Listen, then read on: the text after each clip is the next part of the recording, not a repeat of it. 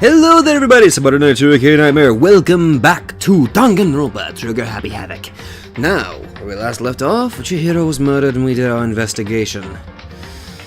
And now, with what little details we have, let's begin the class trial. Let's begin with a basic explanation of the class trial. So, your votes will determine the results. We kind of already know how the class trial goes. If you can figure out who done it, then only they will receive punishment. But if you pick the wrong one, then we all die and the killer gets to go free. Then I'll punish everyone besides the blackened, and the one that deceived everyone else will graduate. Okay then. So, first off, let's talk about the murder weapon! Yeah, I think that was the, that little weight that was on the floor. First, we have to make clear what was used to deliver the fatal blow. Alright. Make your argument. Locker room dumbbell. Alright. Chihiro's fatal injury.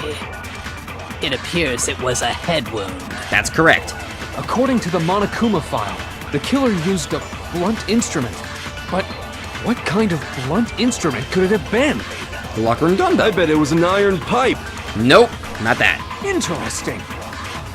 That certainly would make for a powerful weapon. But that's not it. Poor Chihiro. Okay, we clearly know it wasn't that. The weapon had to be at the scene of the crime. There was something with a bloodstain on it. That would be the locker room dumbbell. According to the Monokuma file, what kind of blunt? I bet it was an iron pipe. Okay, and fire! Interesting. Ah, come on! That certainly I would. missed my chance there. Chihiro. Fine, I'll just slow shit down. Chihiro's, it appears it was. According to the How do I slow Monokuma shit file, down? what kind of blunt? I bet it was an iron pipe. It was not. No, that's wrong. That's wrong! Can we agree that the object that dealt the fatal blow was the dumbbell, found at the scene of the crime? Yes. It was covered in blood, and there was nothing else at the scene that could have caused that kind of injury. And the wound on the victim's head is consistent with the shape of the dumbbell. As far as I'm concerned, there's no mistake and no room for doubt on this one. I'm honestly starting to believe that this Kyoko girl is actually the ultimate, like, detective or ultimate mystery person something. I don't know. You looked at her head wound? Yes! That's so creepy! In a murder, you kind of have to examine the wounds. If you don't mind, I will proceed from here. Let's move on to discussion of the culprit. Although, I believe the criminal behind this heinous act is already quite clear. It was you! What? For real? We know it wasn't. Chihiro's killer is the fiendish serial killer, Genocide Jack. I don't think that it's Genocide Jack. Because there are some inconsistencies with the actual murder. For one, Genocide Jack's actual victims were suspended by knives and had several stab wounds. There was only one wound, and that was the death wound. And that was done with a blunt object. An object, sorry. I don't know why I said I had the S there, but whatever. That's why I can't think, I honestly don't think that Genocide Jack could be the killer. I don't think it could be. Genocide Jack, the fiendish serial killer. Did he really kill Chihiro? A new element has been added to non-stop debates. Would you like to hear more? Of course we would. For this debate, lines of white noise will appear to disrupt your reactions. Your truth bullets will disappear if they hit these lines, so think of them as obstacles in your debate. But there's a way to keep this white noise from getting in your way. Press the A button to attach the silencer, which you can use to shoot down the white noise. However, if you shoot an actual remark with your silencer instead of the white noise, the time limit will decrease, so take careful aim when you have your silencer out. Oh, but if your action difficulty is set to gentle, the white noise won't appear at all. In which case, you can forget about the silencer and just focus on the situation in front of you. Well then, good luck and have fun! I set mine to middle one, right? Genocide Jack case file. Alright, let's see what we got here. The culprit is Genocide Jack. I'm sure of it. Case closed, as far as I'm concerned. But that's impossible! Why? What makes it impossible? Well, I mean, come on! There's just no proof for it. That's where I'm gonna have to cancel. Hey, so speaking of Genocide Jack, I don't know who that is. You don't know who that is? Well, fair enough, I didn't know either. The thing Byakuya showed me in the archive. One look at that and anyone would be convinced. It shows that this was the work of Genocide Jack. The culprit is Genocide Jack. I'm glad that sure. this actually gives me some Case extra closed, seconds. as far as I'm concerned. But that's impossible. Why? What makes it impossible? Well, I mean, come on. There's just no proof for it. No, that's wrong. That's wrong, Asahina! I might know one reason he could be involved. What? I found this file while I was looking around the archive in the library. I guess it's some kind of confidential file the police put together about the Genocide Jack case. All because of Byakuya the Dick Togami. What? That's kinda weird as shit, isn't it? What was something like that doing in the library? The why of it is probably more trouble than it's worth. So let's forget about that for now. More importantly, it outlines all the specifics of every Genocide Jack case in exceeding detail. According to the file, there appear to be two defining characteristics in every Genocide Jack case. The first is that a bloody message is found written at the scene of every murder. And I think the second is that they're suspended.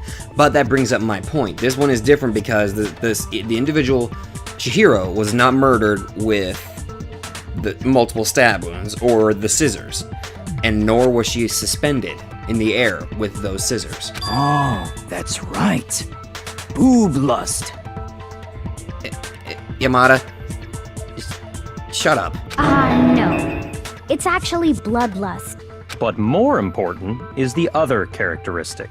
And it's something that has never been made public. Never made public? What the hell is it? Why don't you tell them, Makoto? Tell them not. Fuck you. That's literally all I can imagine that's going in from his freaking snarky voice. The other characteristic of every Genocide Jack case, which the world at large doesn't know. If I'm not mistaken, it has to do with the positioning of the body. How the victim was positioned. I got it! Apparently, in every Genocide Jack case, the killer suspends the body in a certain way. Other than the killer, the only people who know about this are the higher-ups in the police department. Correct. However, Chihiro was most definitely suspended in the same way.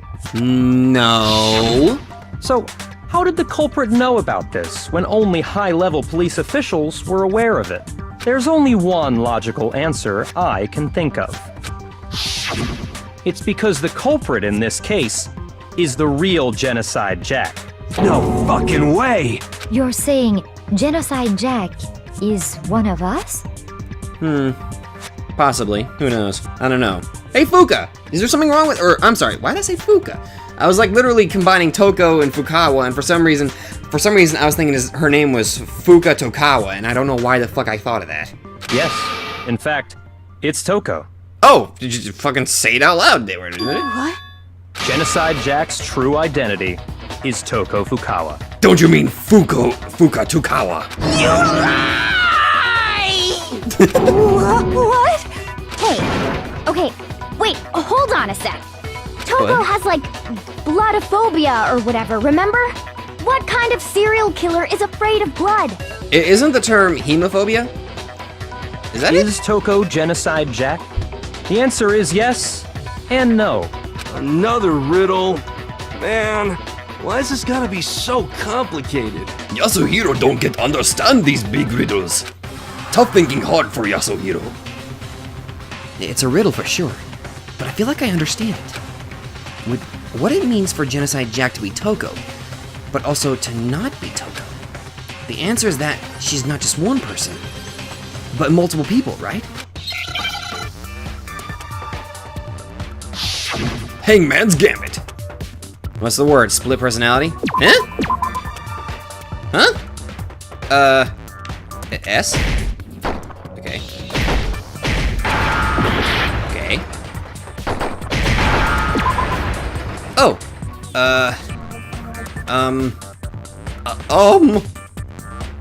Wait.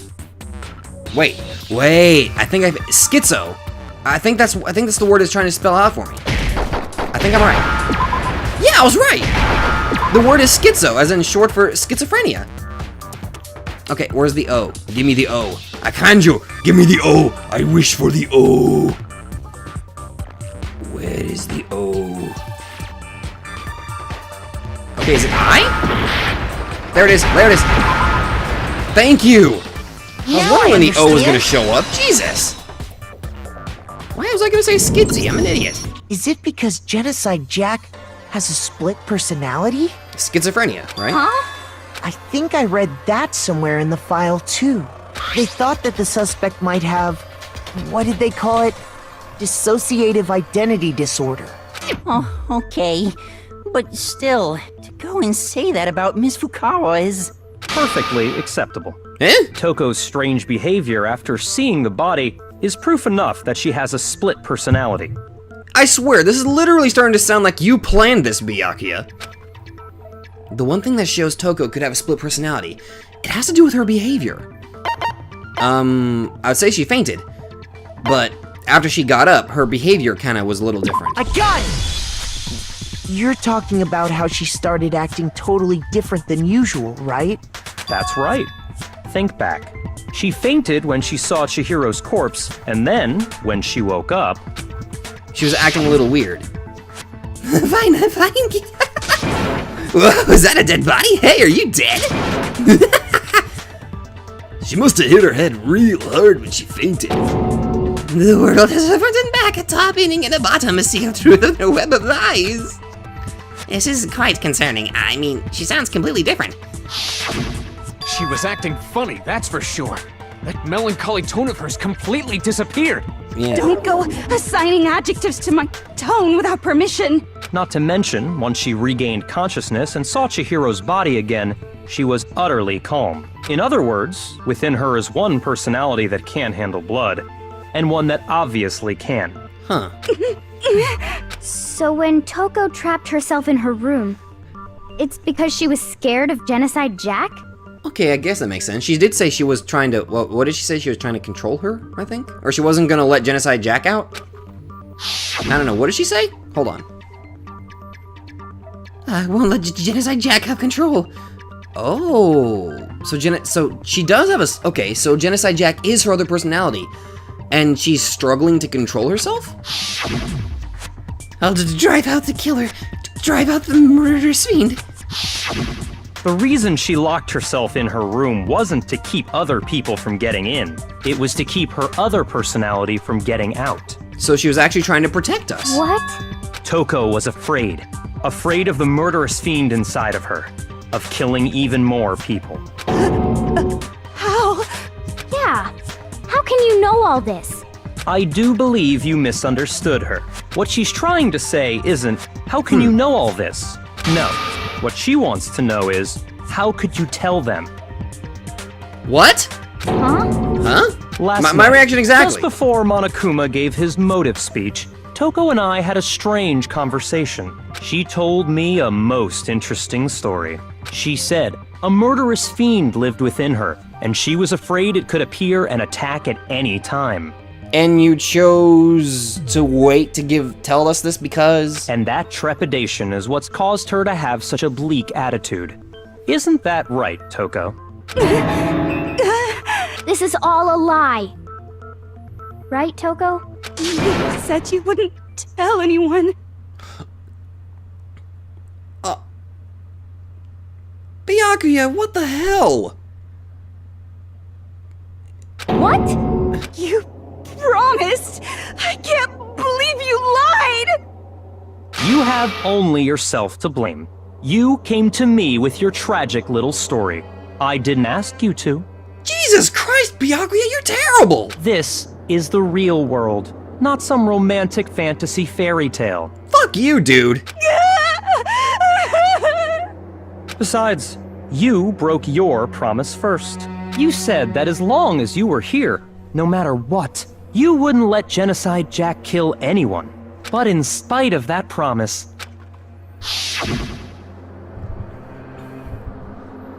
I'm sorry, I couldn't keep our promise. But don't worry, Never again.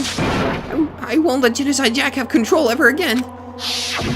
You said if I kept my promise, you would go out with me. That's the only reason I promised. So you really do like me? My God, Byakuya, what the hell? How many times do I have to tell you? I never said that. Oh. But you weren't able to do it. You just couldn't resist that rush you got from killing, could you? I tried. I swear I tried to control it. But your efforts were useless. What a disappointment. I hate you. Well, the opening act is nearly finished. All that's left is to hear from the person in question directly. What the hell? I don't know what's worse, the fact that Toko split personality Genocide Jack, or the fact that Byakuya is this fucking horrible. The person? A nice expression there, Toko. Jesus Christ. You don't mean... Toko's body suddenly lunged backwards. A huge thud echoed across the courtroom. But in the next second... Huh? Whoa, what the fuck? Oh, hello there! Is it me you were hoping to see? What the fuck is going on with your tongue? Jesus Christ! Good lord, what the fuck is up with that tongue? And your eyes turned red, Jesus. Genocide Jill? What the heck? So you figured it out, huh? Well, whatever. What are you gonna do? Good I'm lord. the ultimate murderous fiend, Genocide Jack! Or better yet, let's go with Genocide Jill! What the fuck is this? My thoughts exactly! Toko, what happened to you? Not Toko, that's a loser name, and what happened is a textbook split personality. So what if one of them happens to be a serial killer? You should turn a blind eye to one's faults.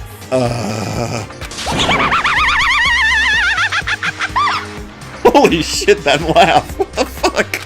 So intense. That's certainly one word for it. Like they say, sound in murderous mind, sound in murderous body. I'm pretty sure that's not the phrase. This one is so different from the one we've come to know. Yes, well, the world is composed of a front and a back, you know. Just like how every inning has a top and a bottom, or how in the depths of every truth lives a little lie.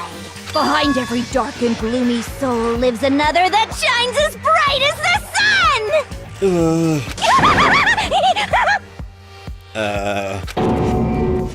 This is the murderous fiend Genocide Jack?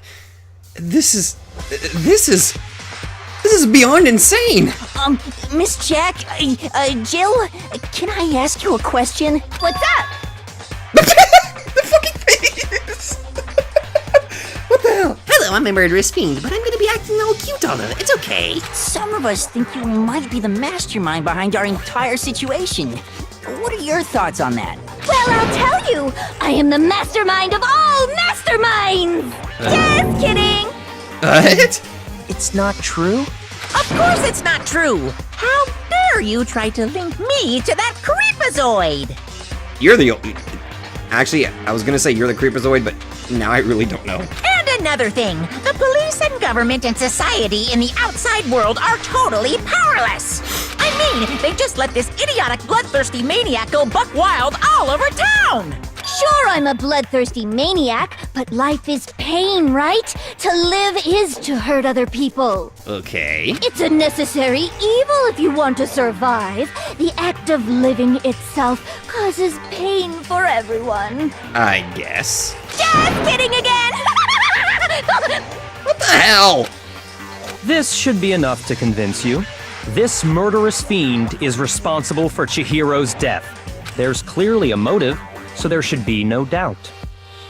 Then this was officially the shortest case, which I can automatically say, no. A motive? Remember what Monokuma told us? If someone didn't murder and graduate within 24 hours, an embarrassing memory or secret would be revealed.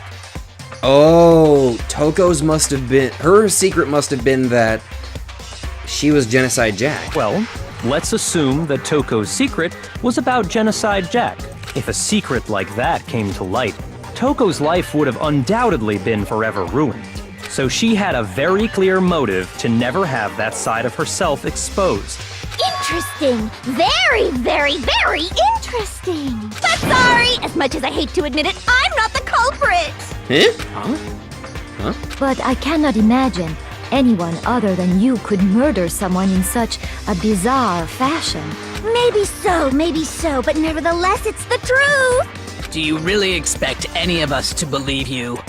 Honestly, literally what I said earlier, honestly, I kind of do. I'm literally siding with a serial killer. What the hell has my life come to? Yeah, I could never believe a word you say, you monster. Maybe she's totally right about that, but something's still bothering me. What she said. I need to get some more details about all this. Alright, another argument. Status of the dead body. Oh, we got a big one here. Sorry, but I didn't kill anyone. You say that, but do you really expect any of us to believe it? Perhaps if you had an alibi, that would change things. Oh, an alibi, huh? Now we're talking. When you compare your past murders to this incident, the modus operandi matches completely. You mean the what MO? More proof do we need? That's what the modus operandi is. Give it up. You killed her. I think that right there, that's the change. Wait a minute, is what I'm saying right? Is what I'm saying about the body right? That has to be the inconsistency there. Okay, I just have to focus on remembering Chihiro's body. That must have the answer. That should prove that what he said isn't quite right. Sorry, but I didn't kill anyone. You say Skip up a little bit. Perhaps if you had an... Oh, an alibi, huh? When you compare your past The modus operandi matches. Fire! You're wrong, No, Byakuya.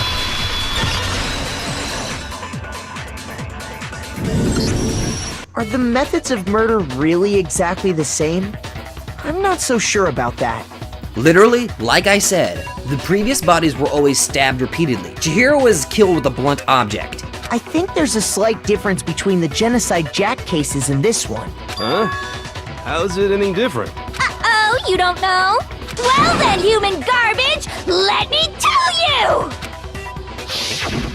I murder with passion and conviction. I consider myself a professional, and I have a very particular way of doing things.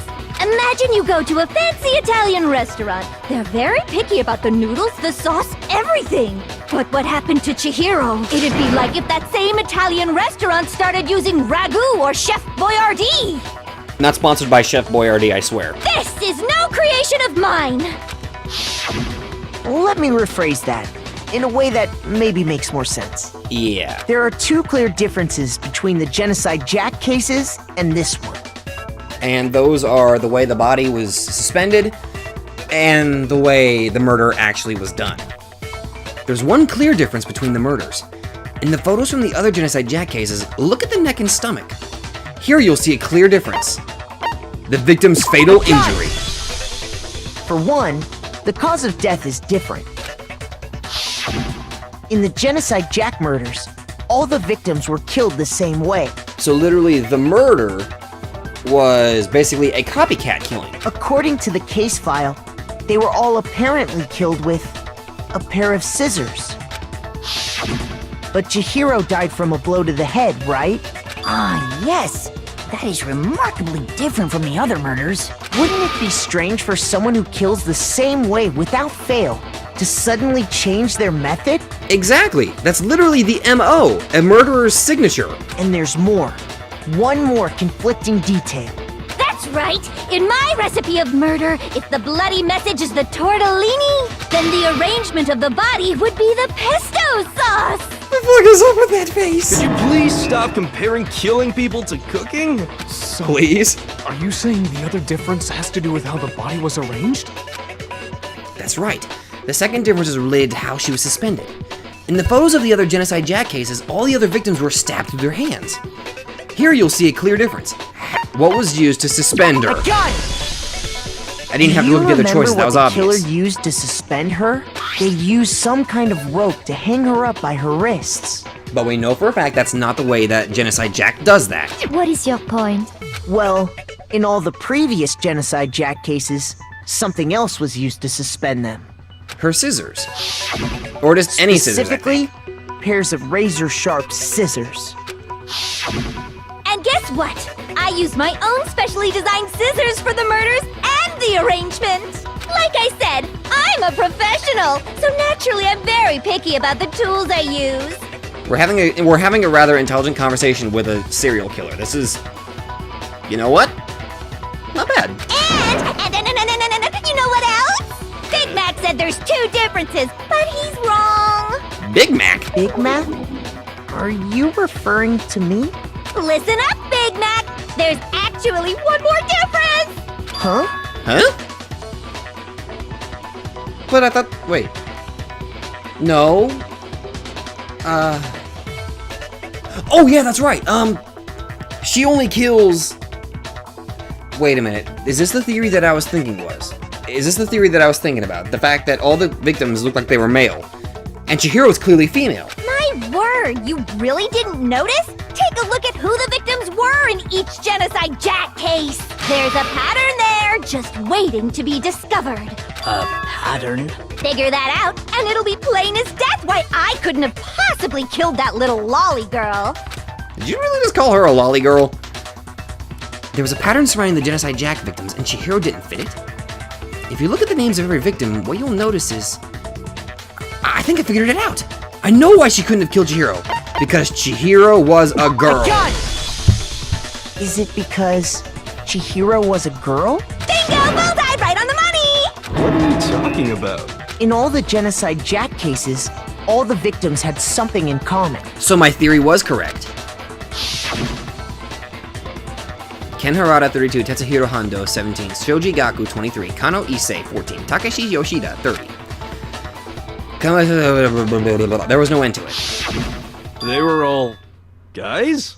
That's right! The people I kill with such passion and conviction are all adorable little men! I can't believe I said it! I'm so embarrassed! The hell is wrong with you? I can't help it! I'm just a full-throttle boy-on-boy fangirl, and the mopey side of me just hates it.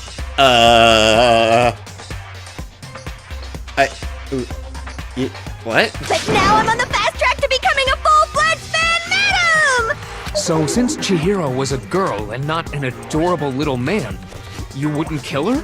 Would an Italian chef suddenly start making ramen just because they're both noodles? Don't be stupid. Stop using food analogies! I have too much passion and conviction to cross that line. That's the absolute reality of the one and only. We get it. You've clearly explained your hobby and your philosophy. But that's not all there is to it.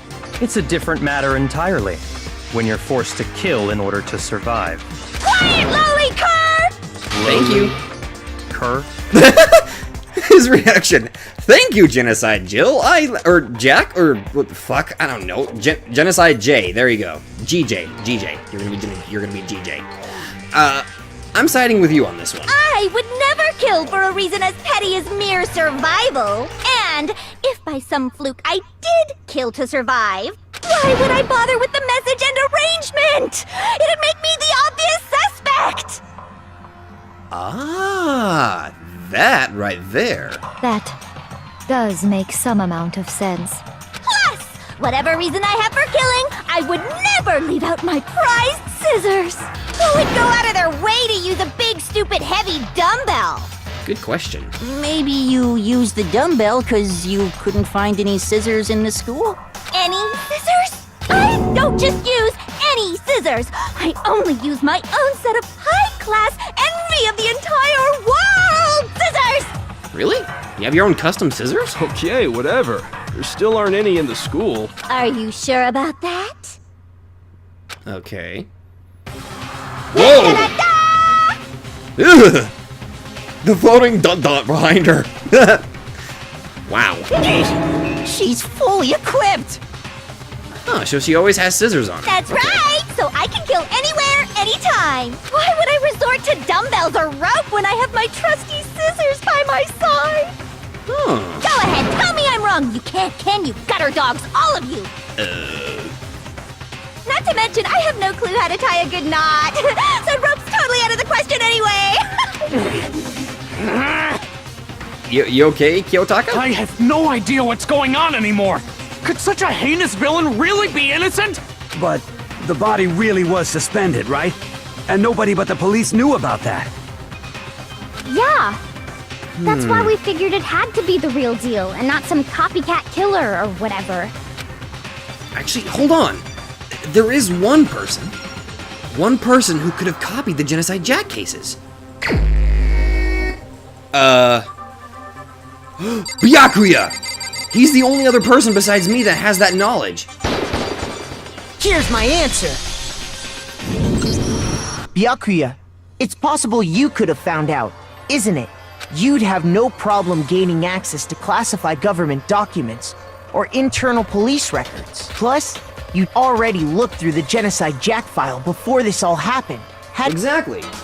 Are you saying Mr. Togami did it? Still part of me is saying that it was literally leading me to believe that Togami did it.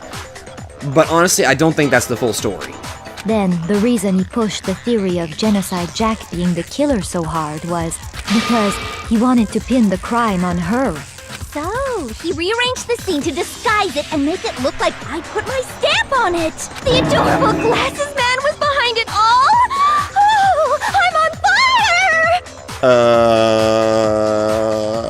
fire! That face is a little creepy. Well, Byakuya, what's your response? I see.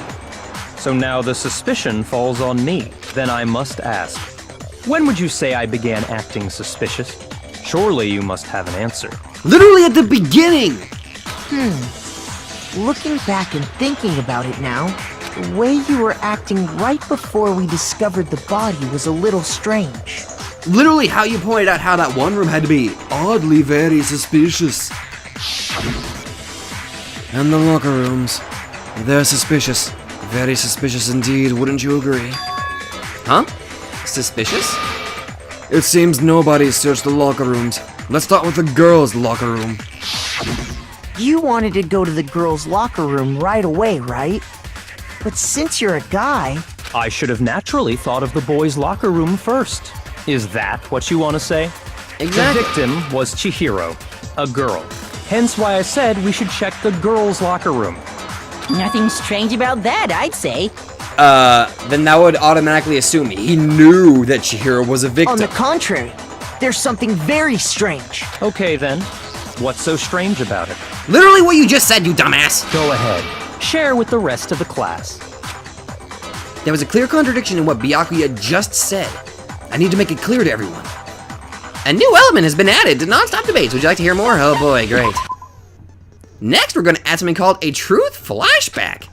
If you aim at a weak spot and hold down the Y button, then you'll memorize that weak spot. And this memorized phrase can only be shot once as a single truth bullet. If you shoot or change the truth bullet, it will disappear from your truth cylinder. However, you can use this flashback feature as many times as you want. If you don't seem to have the answer to a lie or contradiction in your loaded truth bullets, it might be wise to memorize a different weak spot and use that to make your case. But what's the best time to flashback? Well, you just have to use your keen wits, won't you? In this case, though, I'll say that if you don't use a flashback, you won't be refuting anything. Well then, good luck and have fun! Okay, let's see, I'm using a PS4 controller. I assume the button I'm going to be pressing is square.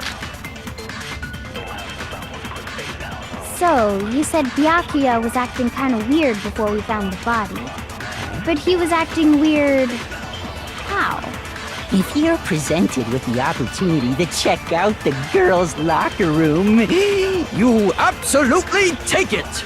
That's a natural reaction for any guy! Not really, no. The victim was Chihiro, who was a girl.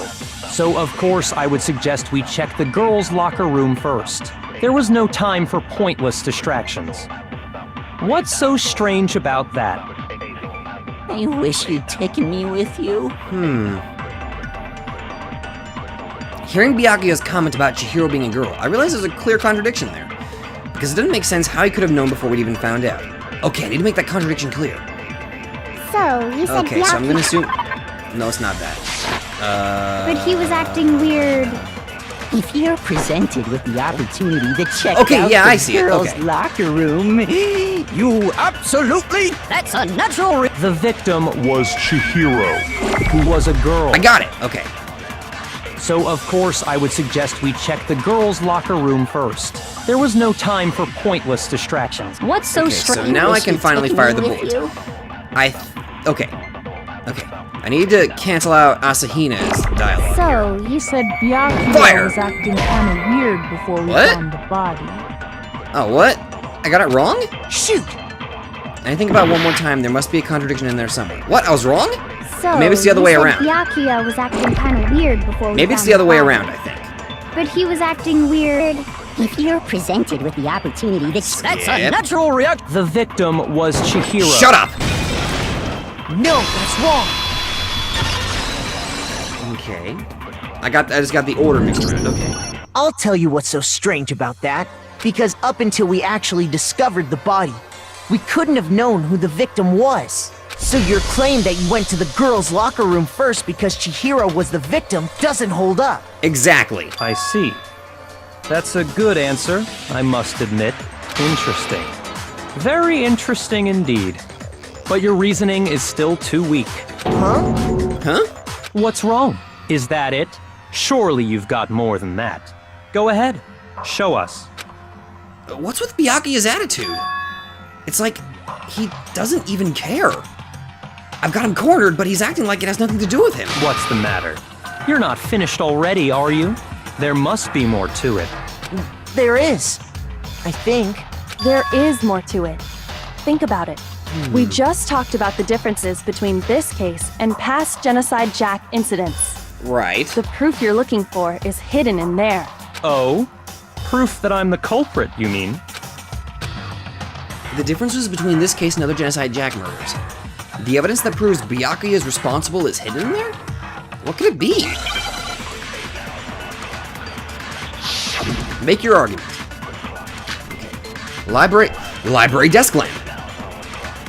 What? The difference between the cases? You want me to explain it again? When I want to kill, I use my very own special scissors. And I use those same scissors to arrange the body. But Chihiro was suspended with... It was some kind of rope. Was it not? That's Yeah. right. It absolutely was. Then there must be something very fishy indeed about that rope. Hey, Byakuya, where'd you get it from, huh? I'd never seen that rope before in my life. Lies! Obviously, somebody else must have had it hidden away somewhere. Liar. The proof that Byakuya did it is hidden within the rope. I guess it's possible, but first, the item she had been bound with was used like a rope, but was it actually a rope? No, it wasn't. Byakuya didn't use rope, he used a very specific object. What? The And difference it could have been between the the library cases? desk lamp, right? You want me to explain it again? When I want to kill, I use my very own, and I use those same scissors to arrange the body. But Chihiro, it was some kind of... That's right. Then there must be something very fishy indeed. Hey, Byakuya, where'd you get it? I'd never seen that rope before in my life. Liar. No, that's wrong. That's wrong! Actually, I'm pretty sure you have seen it before. Because, you see, that rope, or should I say, that The extension cord. What? An extension cord? Byakuya, you've used the extension cord in the library more than once, haven't you? And the same extension cord that was in the library all this time Was used to suspend her went body. missing after the murder. And there's no way someone who uses that extension cord as much as you do wouldn't discover that fact. Exactly. And Byakuya must be the one who took the extension cord. I can't imagine any other possibility. That's really what you think? Then your conclusion is something like this? I killed Chihiro in the girls' locker room, then hung her up and wrote that bloody message. I intentionally made it look like Genocide Jack was behind it. I'd say essentially. Is that about right? He's doing it again. He's totally calm. Totally unconcerned. Literally saying that he wasn't the murderer. But Okay, something's... If it's not Genocide Jack and it's not Byakuya, then who did it? And why is... All of the evidence is pointing that Byakuya arranged the body like that. But I'm confused. As if he's not even involved. Wait, not even involved. What's wrong? I asked you if you think that's what happened. Hell yes, that's what happened. So that's it, right? Byakuya's the killer. I don't disagree with not disagreeing. He kept calling this a game, right? So he'd be totally willing to do something like this to win. Sorry, but could we hold on just a second? I think we need to talk about this a little more. Huh? Do we really need to? We've already decided who did it. I know, but still, there's something that's still bothering me. Is that right? And what, pray tell, is still bothering you? The fact that you're a dick and I want to frickin' strangle you, you ignorant little piece of shit. I killed her in the girls' locker room, then disguised my crime. Specifically, I dressed it up to make it look like it was the work of a homicidal psychopath. What about all that bothers you? The fact that you're not denying it, the fact that you're not defending yourself, the fact that you are literally pointing us to think that you're the killer. Wait, what was that just now? Something's not right. Chihiro's body was definitely found in the girls' locker room. But does that mean... Can I really just accept what Byakuya said is the truth? No. Wait. There's the scene of the crime. I got it! You say you killed Chihiro in the girls' locker room, right? But are you sure about that? Isn't it possible that the murder took place somewhere else? How disappointing. What kind of question is that? Even in the world of disappointments, this is a true letdown. Shut up! She was found dead in the girls' locker room. There is absolutely no question about that. How could the scene of the crime have been anywhere else? The coffee stain that, Sakura was talking about. Well, I think it's entirely possible that she was killed somewhere else, then carried there later, along with the rest of the murder scene. The rest of the murder scene? Oh, we finally got you, Byakuya. Now I know the fact that you aren't the killer. That was awfully specific. Please tell me you have a reason for saying all of that. I believe I do. Hey, Byakuya, did I just take you off guard? When the story suddenly moved to the crime scene, Byakuya, who'd been so confident up till now, maybe Byakuya never even realized that the actual scene of the crime could have been somewhere else. Hey, don't just move on without permission! What do you mean she was killed somewhere else? Come on, Makoto. If there's any chance the murder took place somewhere else, let's see the proof. Anything to get this friggin' jackass off my back. Evidence that shows the murder took place somewhere else. There was something that was switched between the boys' and girls' locker rooms. Was it the carpet? It was these! I got it! The posters! The proof that she was killed somewhere else is... the poster that's hanging in each locker room. Your proof is some posters? The poster in the girls' locker room was a picture of a big-boobed supermodel. But don't you think that's kind of strange? You wouldn't see something like that in a girl's locker room. Not that I've been in a girl's locker room, but just shut up. Why would the girls' locker room have a poster like that? I bet those massive jugs of hers were totally fake! Yes, because that comment was necessary. Meanwhile, the boys' locker room had a poster of the super popular boy band Tornado. Again, that doesn't really seem to belong in a boys' locker room. You would think the posters would be switched around, really. So you're saying that maybe the posters were switched?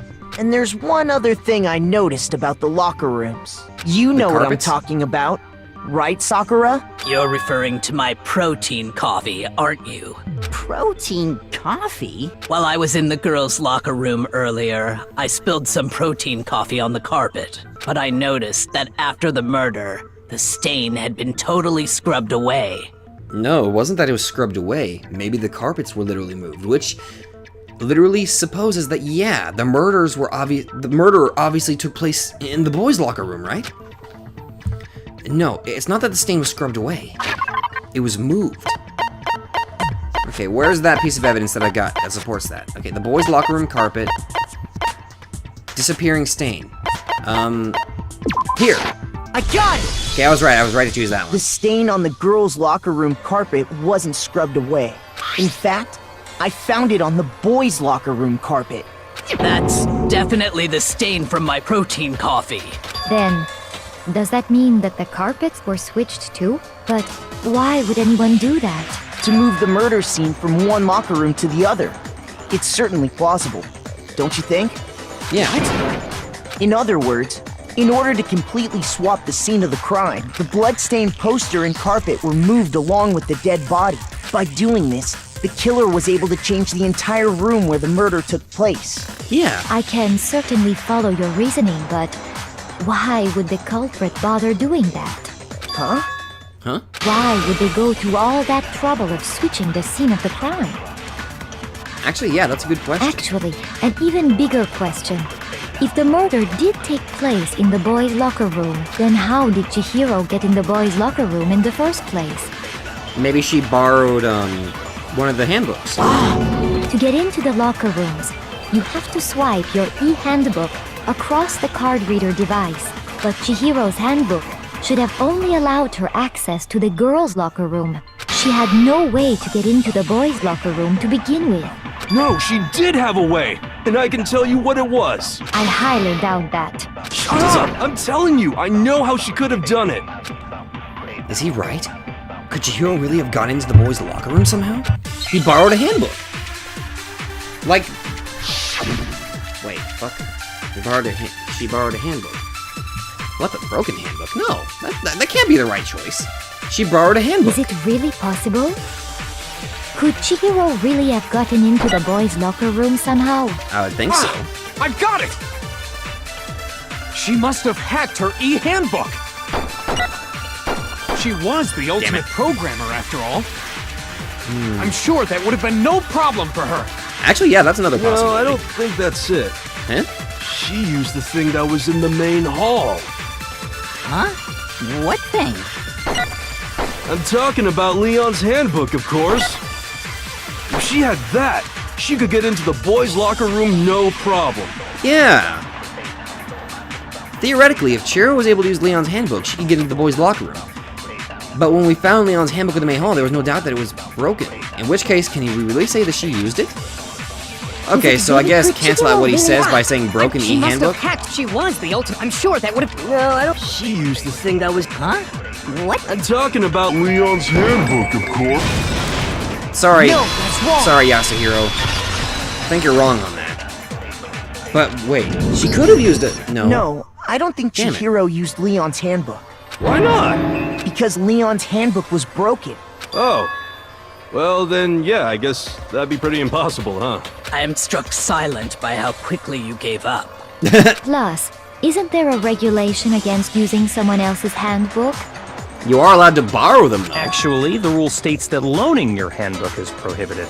It says nothing about borrowing one. In other words, you could borrow a dead person's handbook all you want, and you'd be safe. Yeah. Yup. Hit the nail square on the noggin. Of course, if it were broken, that wouldn't make any sense anyway. So then, she must have hacked hers, like I said. She used her ultimate programmer skills and... I think Monokuma pointed out that they're unhackable. You can't fix an e-handbook. The instant you open one up, a security buzzer starts blaring.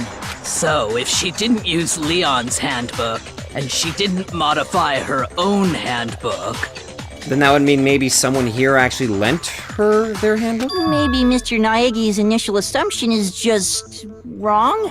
It seems like there's no way she could have got into the boys' locker room.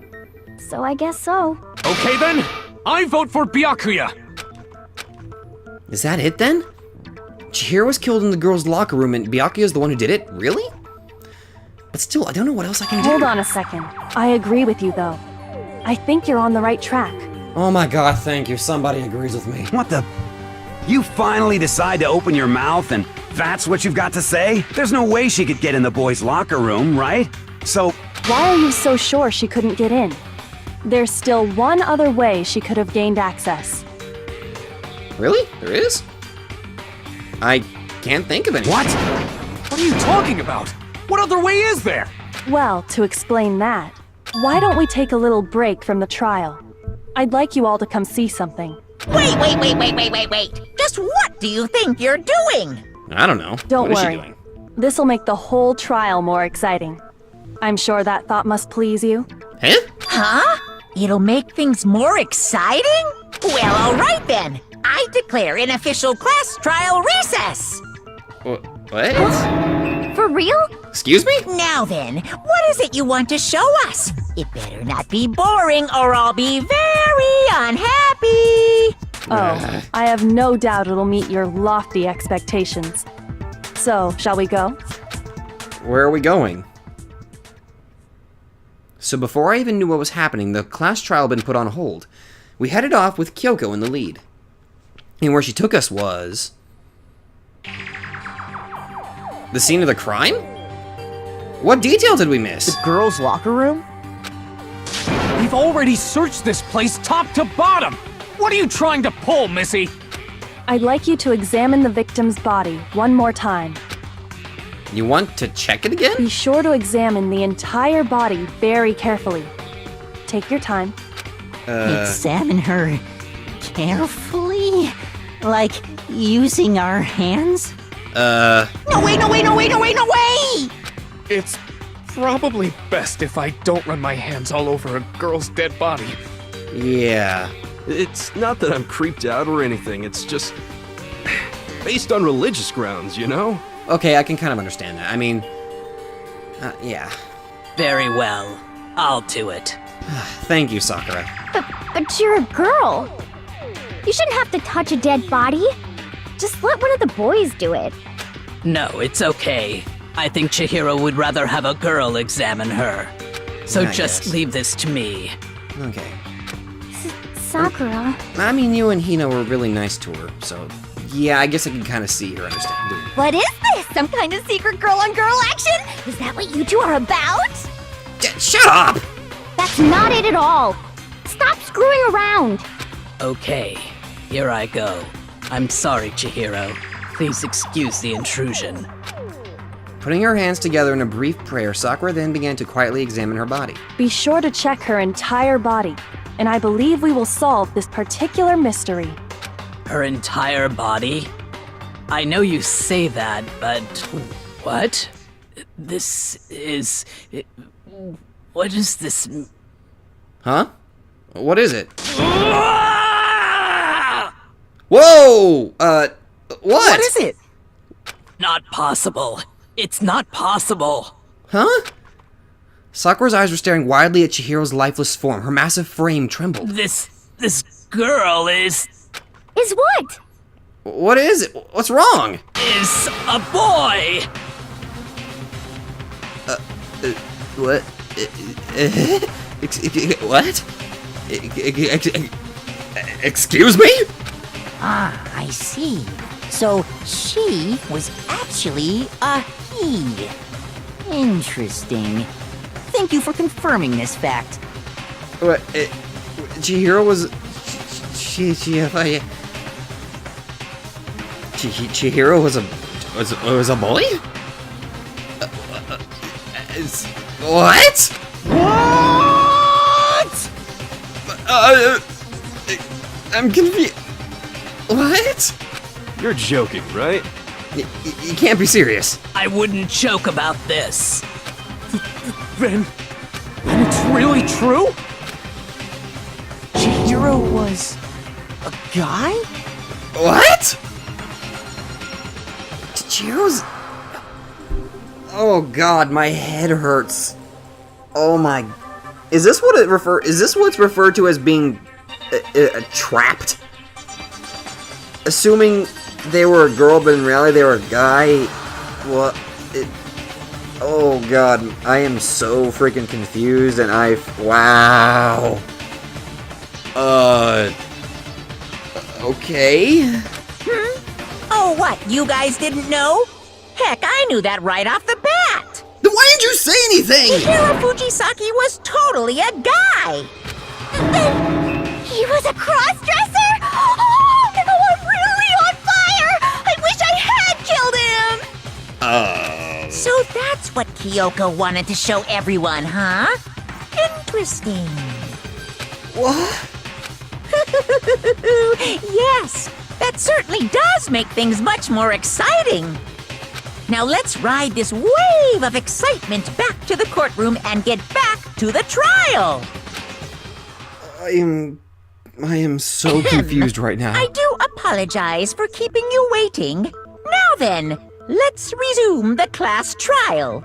Chihiro's We've all just learned of the shocking revelation that Chihiro was actually a boy. Let's pick up from there. Yes, well, I don't know his reason for hiding it, but the fact is, Chihiro was not a girl, but a boy. Did you know this, Kyoko? To think that Chihiro was actually a guy?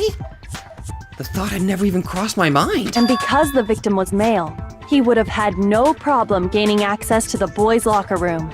Assuming his handbook did, in fact, list his gender as male, then yes, that would be true. Of course his handbook said he was a boy. He dressed like a girl, but he was a boy through and through. So was he a cross-dresser? So then, there should be no issue with Makoto's initial assertion. The victim was killed in the boys' locker room, and was then later moved to the girls' locker room. And the killer could have easily used Sayaka or Junko's handbook to get into the girls' locker room. So Chihiro really was killed in the boys' locker room?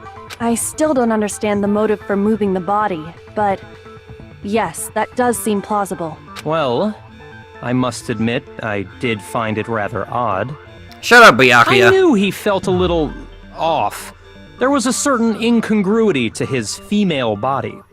This is the most titillating situation! So now everything has been connected.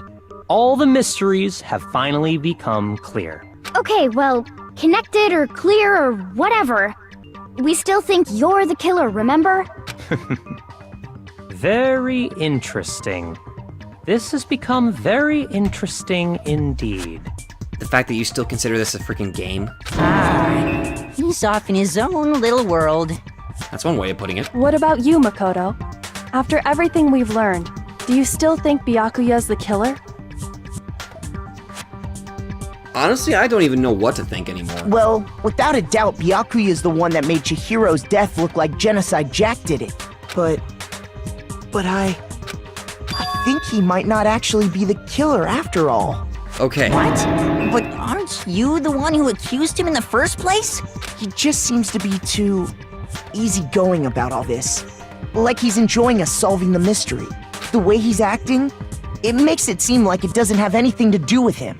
Thank you for pointing this out, thank I you. think that might be because it doesn't have anything to do with him? Plus, the evidence he left behind was a little too... how can I put it? Overt. He consciously chose to use the extension cord, knowing it could connect him to the murder. Precisely. At least, that's how I see it.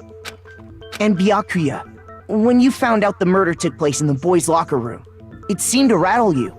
Yeah, like he hadn't expected that. Like he didn't, clearly he didn't know. And then again, when you found out Chihiro was actually a guy, if you really were the killer, that stuff wouldn't have had any effect on you. So that's your thinking, huh?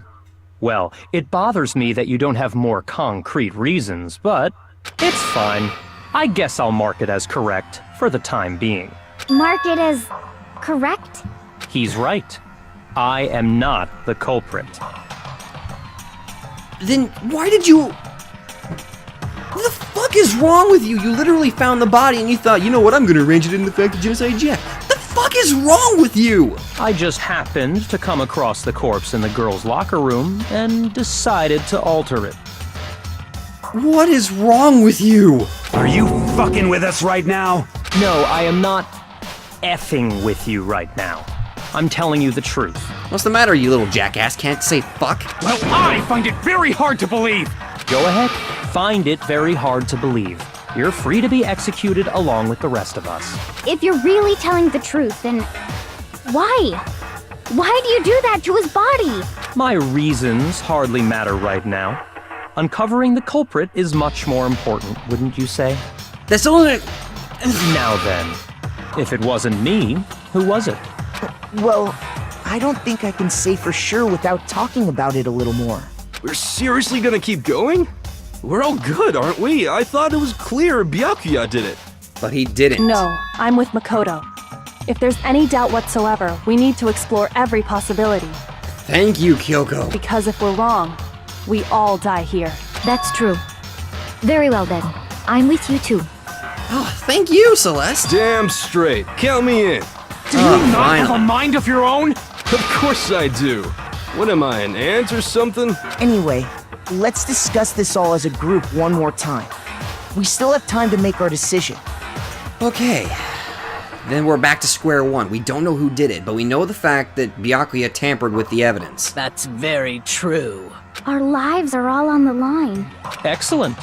Then shall we resume our game of hide and seek? This isn't... Okay, technically this is a game, but this isn't... Okay, we're in this situation. This is not a game. But if Byakuya didn't do it, then who's the real killer? Who murdered Chihiro? There's one thing we can be sure of that we know about the killer. The killer was able to gain access to the real murder scene, which means... the killer is a guy? I got it! Since the crime scene was the boys' locker room, you would need a boys' handbook to get in. Since Leon's handbook is apparently broken, the killer would have had to use their own. In other words, it had to have been a guy. But that's still not enough. I need to find some more clues. Make your argument. So it's one of us guys. Celeste's account. Isn't there a single clue that might lead us to who did it? Well, clues are one thing, but did nobody get a look at the killer? I'm sure if someone saw the killer, they would have said something by now. Okay, fair enough. Perhaps someone saw the victim at some point. Oh. Even that might be enough for now. Okay. Yeah. All we need right now is any kind of new info. Maybe that's what I have over. to do. No. It's all over. You want to know who saw the victim? The killer. And only the killer. That's the one I have to contradict. They're just gonna turn themselves in. I think. Game over, man. Game over. Game over, man! No! Not game over! Okay, so I have to counteract what Yasuhiro said, okay. No, as a matter of fact, there is an eyewitness account regarding Chihiro. She has more information about that. Isn't there Okay, so I need to cancel out what Yasuhiro was saying. If someone saw the killer, perhaps someone saw the victim at some point. Yeah. All we need... It's over. It's all... You want to know who saw the victim? The killer. And Lies! No, that's wrong. Okay, maybe not lies, but yes, that is not the correct answer. We know someone saw him. I believe someone else did see the victim before he was murdered. What do you think, Celeste? I almost freaking said her again. Now that you mention it, yes, I did see him. Huh? Really? Oh, but I suppose only Makoto knows about this. The rest of you had no idea, did you? That is why you're all making such ugly noises. Whatever! Just hurry up and tell us! It was last night, right before nighttime. I saw Chihiro in the dormitory warehouse. Right. I saw him stuffing a track jacket into a duffel bag. And then, I assume, he headed off to exercise. A track jacket and a duffel bag? But we didn't find anything like that at the murder scene. No. It seems likely that the culprit destroyed them to get rid of any evidence. And that is when he said something that struck me as rather odd. Well, I'd better get going. I'm kind of in a hurry. Chihiro told me he was in a hurry. So, he was going to meet But someone. why would he be in a hurry? Only if someone were waiting for him, I should think. So, Mr. Fujisaki was on his way to meet with someone, and then they were going to work out together? But Hina and I had invited him to exercise with us plenty of times, and he always declined. I think that was because he was afraid of people finding out his secret, so that's why he never went with the girl. No, it's because he couldn't actually get into the girl's locker room. probably because he was afraid you'd find out the secret he was hiding, right? Which means that conversely, he must have trusted whoever he was meeting with very much. Enough so that he was willing to risk his secret being revealed. Who did he trust, though? Ooh, what a marvelous friendship! The point is, whoever he met up with is the culprit, right? So we just gotta figure out who it was. But knowing what we know, I can't even guess. No. You already have what you need to make the connection. We do? Huh? Huh? You know who the killer is. I do? Seriously? Who is it? Who's the killer? Think back to the track jacket and duffel bag the killer disposed of. Focus on the details of these items, and it should become obvious who was waiting for him. Are you sure about that? You really think we can figure out who did it based on 2 pieces of evidence that we don't have? Well, I do see like a blue sleeve sticking out. What? You want to track down some fingerprints or something? Even if we had the equipment for that, we wouldn't know how to use it. As was noted, the evidence is already gone. There's nothing to get fingerprints from. Maybe, but we can make certain inferences if we just take the time to talk it out. Easy for you to say, but fine. Celeste, did you notice anything special about the bag or jacket? The jacket was blue and white. The bag was just a normal duffel bag from the warehouse. All the bags in there are the same, so I can't imagine what would make that one special. Well, if I remember right, there was a decent variety of tracksuits to choose from. Okay. Do you think there might be some connection between the culprit and Chihiro's jacket? Perhaps. Let's explore that and talk a bit more about the jacket he took. Does Chihiro's track jacket really hold some clue about the killer? Somehow it's really hard to believe. Oh, okay. Make your argument. Celeste's count. Okay, this is one of those ones I have to memorize something. First of all, wow. we know where Chihiro was headed. Okay. He was on his way to go exercise. Okay. So next we have to ask, why did he choose the specific tracksuit that he did? What do you mean, the specific tracksuit? It was blue and white. That's. He picked that tracksuit because it matched the one the culprit was wearing. Oh? So, what you're saying is, the killer was wearing the same blue tracksuit as him? My tracksuit is black. I don't even have a tracksuit. 'Cause exercising sucks. I have a white tracksuit, Really? personally. I got it from the warehouse, if you must know. Did any of that really help us get any closer to figuring out who the culprit is? Wait a second. No way. Not a chance.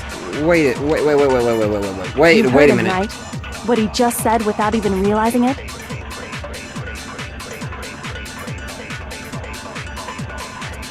Mondo? She's right. What he just said now is really odd. We never said anything about a blue tracksuit.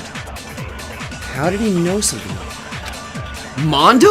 First of all, we know where Chihiro was Why? headed. He was on his way to go Why would it be exercise. Mondo? Why did he choose this? What do you mean, the specific? I got it! It matched the one. So, what you're the killer was wearing the same blue track. No, that's wrong. Mondo? Was it you? Hold on a second, Mondo. What did you just say? Huh? What'd I say? When Celeste testified a few minutes ago, she said, I saw him stuffing a track jacket into a duffel bag. And then I assumed he headed off to exercise. she never said anything about the jacket's color. So why did you say Chihiro's blue tracksuit? What are you? You just... Hey, Celeste. What color was Chihiro's tracksuit? As a matter of fact, it was blue. And before we began the trial, did you tell anyone that? The only one I told about any of this was you. Then, Mondo, how did you know what color Chihiro's tracksuit was? Wait, I don't understand. How can it be Mondo? Because I'm sure he saw the clothes at some point in the investigation. No, that can't be it. The bag and clothes were surely disposed of by the time we began our investigation. Then the only reason he could have known what color the tracksuit was is if he saw Cherry with it before he died! That's the only possibility! Cherry? Cherry? Are you talking about Chihiro? So, how about it? Did you see the tracksuit or didn't you? Just by chance. I just happened to see it last night. He walked past me, and he was carrying the tracksuit in his hands. No, that can't be it either. According to Celeste's testimony, She stuffed the jacket into her bag in a hurry. It was almost like she was trying to hide it. And just like that, she was gone. when Celeste noticed it, Chihiro made a point of making sure the jacket was completely in the bag. If you just ran into him briefly, you couldn't possibly have seen what color the tracksuit was. What the hell's going on? It would appear you've dug your own grave. Perhaps. But you handed him the shovel, didn't you? That's why you said what you did. Focus on the tracksuit and it'll be obvious who he met with? What a bunch of nonsense. Ah, now I understand. It was all one big bluff, wasn't it? Not bad. Your true intention was to draw a slip of the tongue from the culprit. That's why you said you knew who did it. To put them on edge. That's right. However, Mondo was my target all along. I had my suspicions about him from the very beginning. What? But why? What made you so suspicious? That's a good question. The way he talked. Because I hate him, that's why. He was acting. I don't know. The way he talked, I guess. Huh? There was a certain turning point that tipped me off. Maybe you didn't notice it, Mondo, but you tend to refer to men and women differently. He does? You only call guys dude. For girls, it's chick. Hell, I never noticed that. And after he was killed, you happened to refer to him as dude. Once I picked up on that, it occurred to me that Mondo knew something we didn't. How the hell did you remember that? You didn't notice such a tiny detail? Are you a witch? She's a witch! You're positively frightful! Shut up, murderer. No, I'm not the frightful one. Not nearly as frightful as someone capable of murdering a friend. Mondo. Why? Mondo, was it really you? Did you really kill Chihiro? I don't understand why. I didn't kill anyone! You've been all over me, judging everything I say, putting words in my mouth. What gives you the right to treat me like a goddamn criminal? Yeah! He would never do something like that! This is a false accusation! It's true. My reasoning on that is pretty shaky. That was fast. Well, Yeah. this does present us with a problem. It seems we are all out of leads. My time has nearly come. You literally just sounded like Might Guy from Naruto. What the hell? That's what my little ghost friend is telling me. Oh yeah, that reminds me. Hifumi, weren't you telling me you'd found some evidence? Really? What kind of evidence? Actually, now that I'm thinking about it here calmly, it might not be all that relevant. Jeez, did your confidence just get up and walk away? It's fine, man. Just tell us. If you really insist, then, here it is. A handbook? What do you have there? It happens to be an e-handbook. I found it laying on the ground, so I scooped it up. You found it on the ground, right? Then it must belong to... hell if I know. Mondo? It belongs to Mondo, doesn't it? But I have mine. And whose is it? Shoot! Then it's Chihiro's. I got it! Oh? We know Chihiro's handbook was missing from the duh, scene of the fucking crime, idiot. right? How the hell did I not remember that detail? For a fact. For a fact indeed. I was totally sure I'd found it. Then it must hold some clue about the culprit, right? Well, that's what I was hoping. But it's busted. It won't even turn on. I imagine the culprit broke it to get rid of any evidence after the murder. But how? They're indestructible. That's odd. I didn't think the handbooks were quite so fragile. You're right. They're not.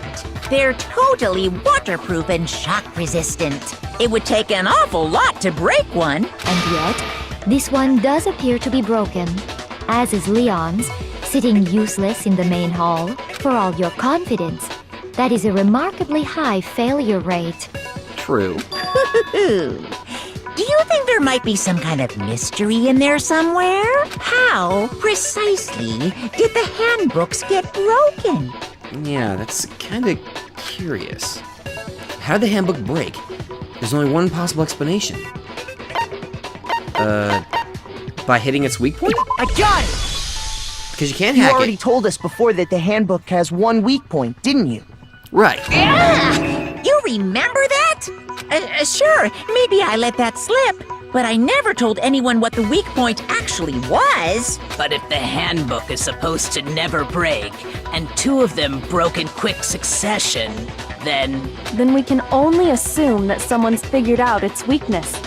Which is... You know what the weakness is, right, Monokuma? So, what is it? Huh? You're asking me? I think it's a necessary piece of information if you want this to be a fair trial. But if I tell you, and someone else decides to copy it, that would be very not good. Just tell us already! Why would we want to break our own handbooks? Oh well, I have a weakness for pushy demands. But you're sure you won't follow their example? What's the weakness? Then allow me to make a special announcement. The weak point of my cutting-edge e-handbook is... when it's exposed to high temperatures for too long, it will suffer a meltdown and totally break! Exposed to high temperatures? But how could...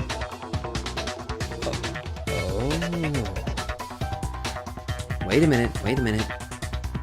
High temperatures.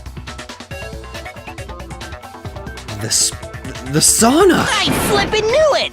You knew it? Yeah, because I found the handbook laying on the floor of the sauna. The temperature in the sauna can reach over 200 degrees. Strange how you don't get burnt, huh? It's because as your sweat evaporates, it creates a cooling layer of air around your skin. If the hot air of the sauna were somehow pushed directly onto your skin, you'd definitely get fried. So I was right, it's the sauna. That layer of air would get blown away. That's why you may feel a burning when you move around. That's what I explained.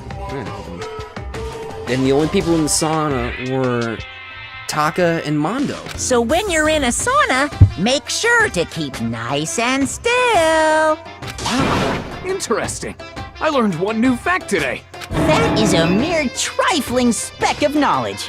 Anyway, if you found the victim's handbook in the sauna, then the killer must have been purposely trying to raise its temperature in order to break it. meaning the culprit somehow knew its weakness. But how'd they find out? Monokuma said he didn't tell anyone, right? Indeed. Quite the mystery. What if they found out by accident? What do you mean by accident? What if the killer took their own handbook into the sauna, not knowing its weakness, and it broke? Oh. They'd realize it was broken, of course, and it wouldn't be hard to figure out why. And once they had Chihiro's handbook, they knew they had an easy way to dispose of it. I won't say it's not possible, but who would have done something like that? Mondo or Taka. I don't know of anyone who took their handbook into the sauna. It would have to have been Mondo. Taka took all of his clothes off, and Mondo didn't. I might know someone who did. Whoa! Seriously? I think the one who may have taken their handbook into the sauna was... Who might have brought their handbook into the sauna? It had to be the one who wore all their clothes into the sauna. It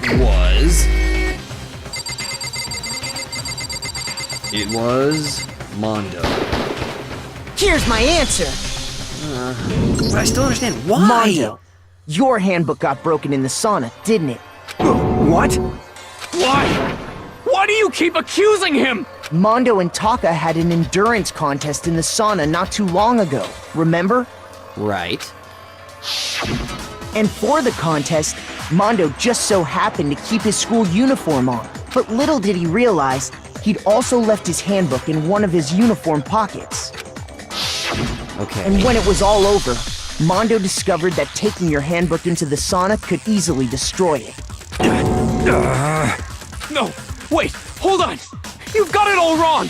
He would never kill! I don't accept this! Show me the proof! The actual solid proof! I mean, I don't want to believe it either, but I want to know why. Chihiro trusted him, right? Why? Freaking Mondo defended Chihiro. So, why? But I found something that proves it beyond a shadow of a doubt.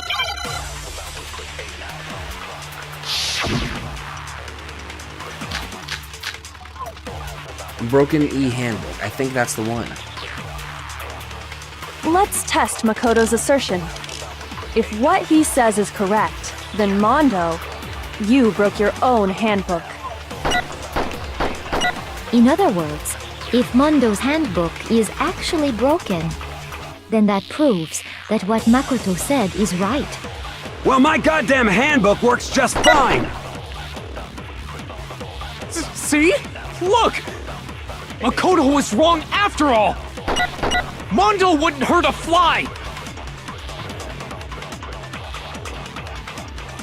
I'm sure Mondo's handbook broke during their Sana showdown. If I can just prove just that, then that will show that the handbook Mondo must actually be. Let's test Makoto's assertion. If what he says you broke your own hand. In other words, if Mondo, then that proves. Well, my goddamn handbook works just... No, that's wrong! Sorry, Mondo. Then that Mondo, the handbook you have right now, is it really yours? The fuck is that supposed to mean? Maybe he's using actually Leon's handbook. The broken handbook that was in the main hall, isn't that one actually yours? What the heck are you talking about? What I mean is, I think Mondo swapped his handbook out for one that actually works. I think he took Leon's handbook and replaced it with his own. Okay, so my theory was correct. After all, Monokuma said himself that Leon's handbook never should have broken. That's right! The punishment it suffered wasn't nearly enough to destroy it. Okay. So then, the broken handbook in the main hall is actually Mondo's, which would mean that the handbook Mondo has right now is actually Leon's, yes?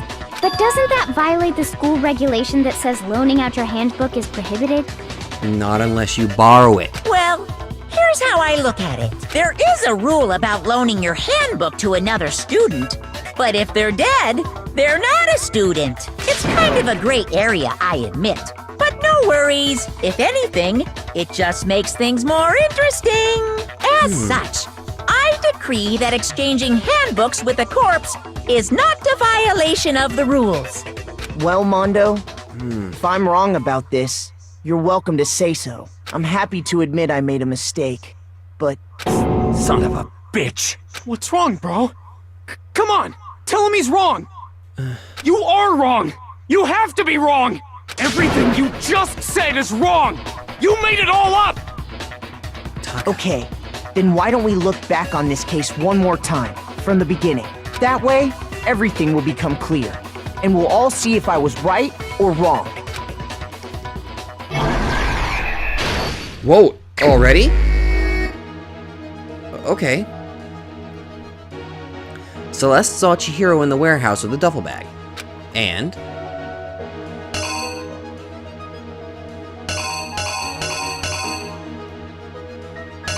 okay, I think it's this one. Okay. Yeah, so she pointed it out and then he hit it up. Okay, what we got here? There's something everyone has that you need to get into the locker rooms.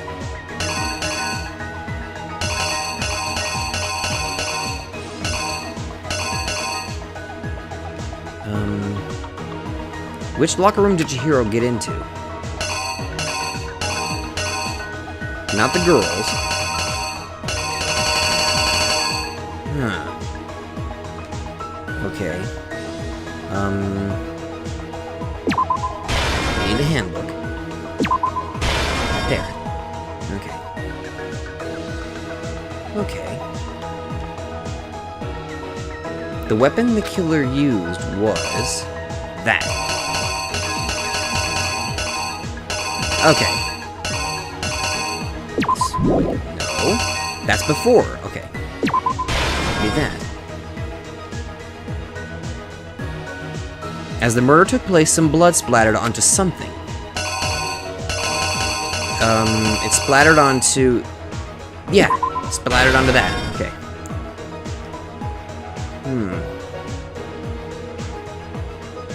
Okay, this is a big one. To disguise the truth, the killer switched around the carpet, as well as something else. They switched the carpet and... the posters. Which locker room did the killer move to? The girls' locker room. Okay. What we got here? The killer took something from the other locker room and switched it at the scene of the crime. What did they take from the... what did they take from the other locker room?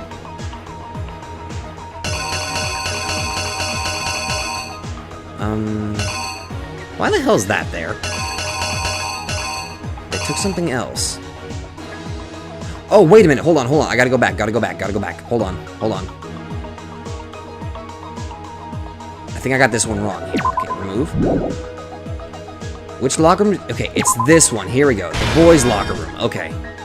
I kind of saw that icon. I'm like, oh, wait. That has to go back there. Okay. The killer took something from the other locker room and switched it at the scene of the crime. They took something else from the locker room.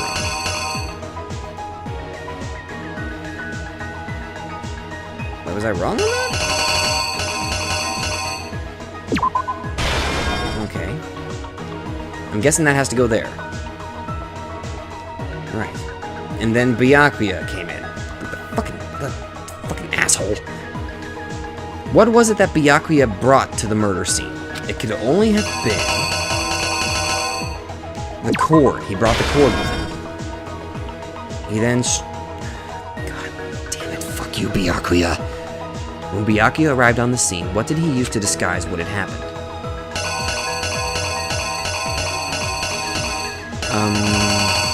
Yeah, he used, yeah, he wrote that out.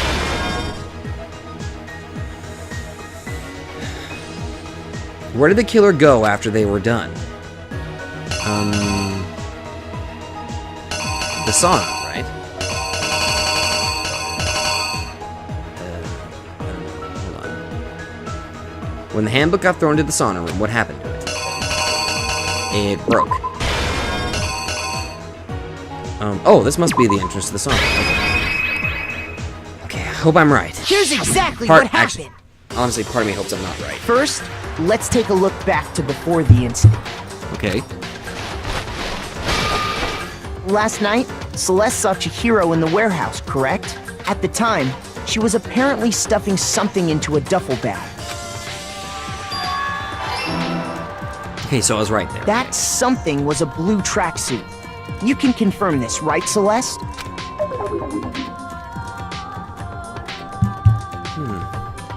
With I just bag know in Celeste's hand, nails are like Chihiro really headed sharp. out, I literally just even noticed though that. it was officially nighttime. She made her way to the locker room, specifically the boys' locker room. But how could the victim, who was apparently a girl, access the boys' locker room? Oh, I was wrong? What? Okay, fine. Jesus. Okay. So it was clearly this one. The killer is you! Okay, so... With bag in hand, Chihiro had... She made her way to the... But how could the victim, who was... Okay, that was the correct one. Okay. Simple. I done goofed there. Because she was really a he, which is why he was able to use his own e-handbook to gain entrance to the boys' locker room. Okay. Once inside, he met with someone there. And the person he met was the one who killed him. It seems likely that the killer grabbed the nearby dumbbell, approached the unsuspecting Chihiro, and attacked him. And that's where the bloodstains on the poster and carpeting in the boys' locker room came from. I don't understand why, though.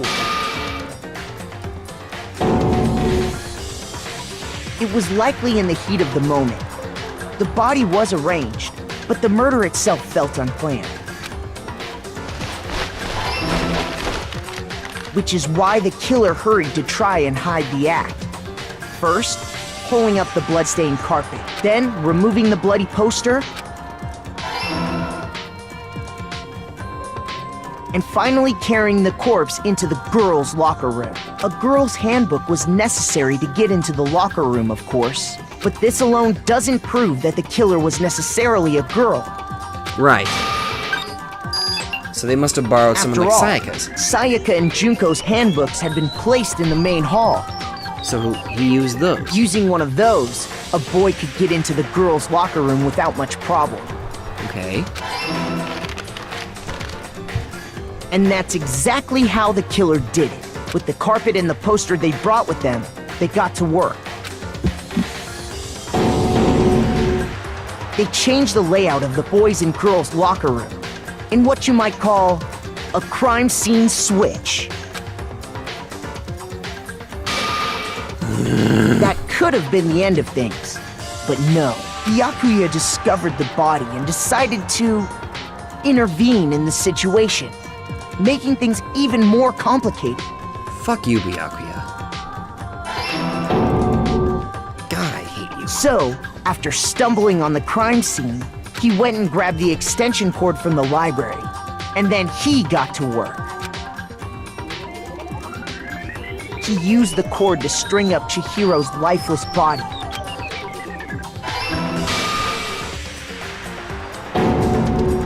Then, using the victim's own blood, he left a grisly message there at the scene of the crime. He wanted to create the illusion that Genocide Jack was responsible for the slaughter. Okay, so and around the same time that Byakuya was putting together this facade, the killer, having already disposed of Chihiro's bag and other belongings, arrived at the sauna. There, they planned to destroy the last piece of evidence, Chihiro's handbook.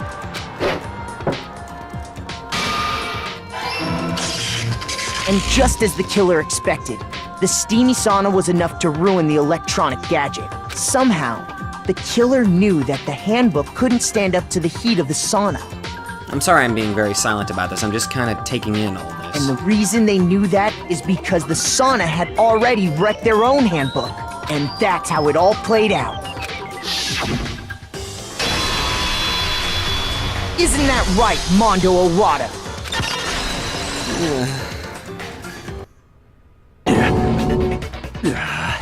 Wait! No, this can't be right.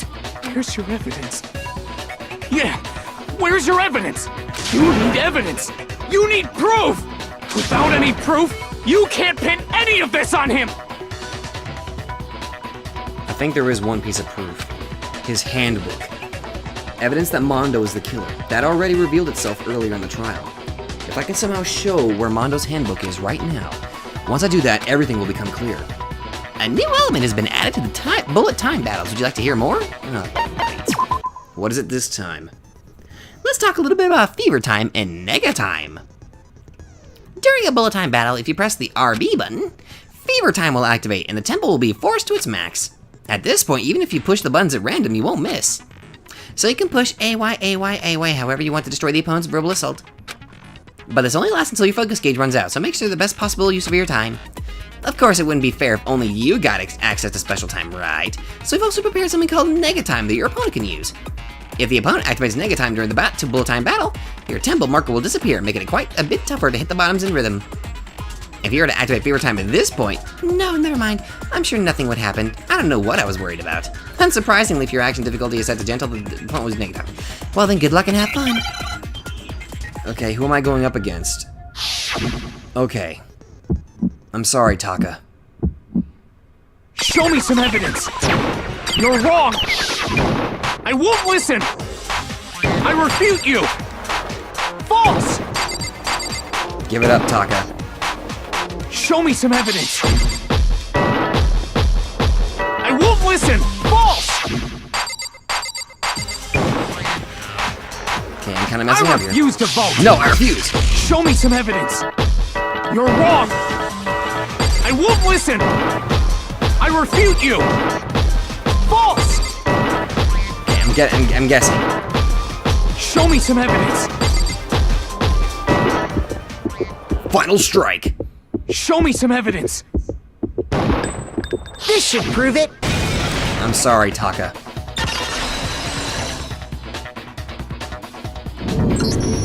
If my thinking so far is right, Mondo must have replaced his broken handbook with Leon's. Right. In which case, we can just check each of our handbooks right now. Once we do that, we'll... We don't gotta do that. Huh? Mondo? Huh? Yeah. Yeah, I did it. I killed him. Mondo? He just openly, immediately told us. What the? A, B. But I was expecting a B, to be honest. Holy shit, I got all A's. 83 medals. Cool. Bro, what are you saying? I got no choice, man. After hearing all that, I gotta just... give up. Go ahead, Monokuma. Get it over with. Ask for the goddamn verdict. Roger that! Wait! Hold on! No waiting! No holding on! Time for the moment we've all been waiting for! Grab your lever and give it a yank! But who will you elect why? as the Blackened this time around? Will you make the right choice or the dreadfully wrong one? What's it gonna be? What's it gonna be? But I don't know why. Mondo, why did you kill him?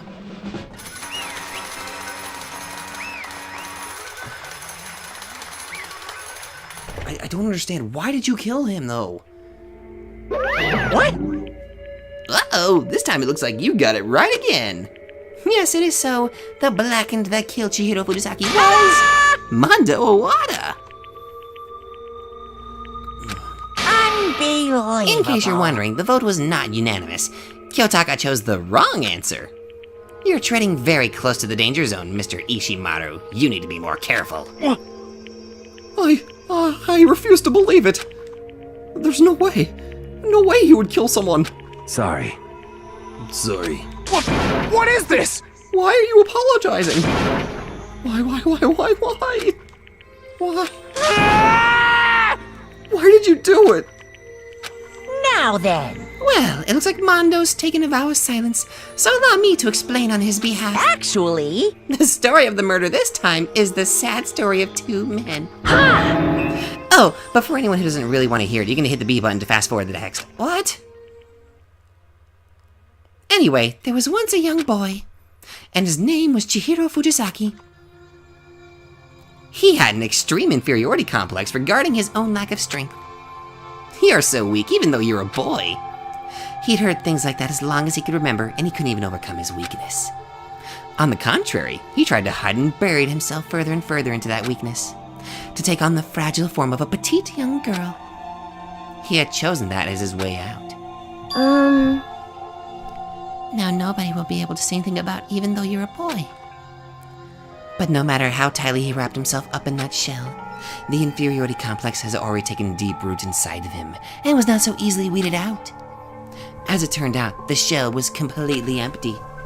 The complex didn't disappear. Instead, it only grew stronger and stronger. I'm weak. Weak.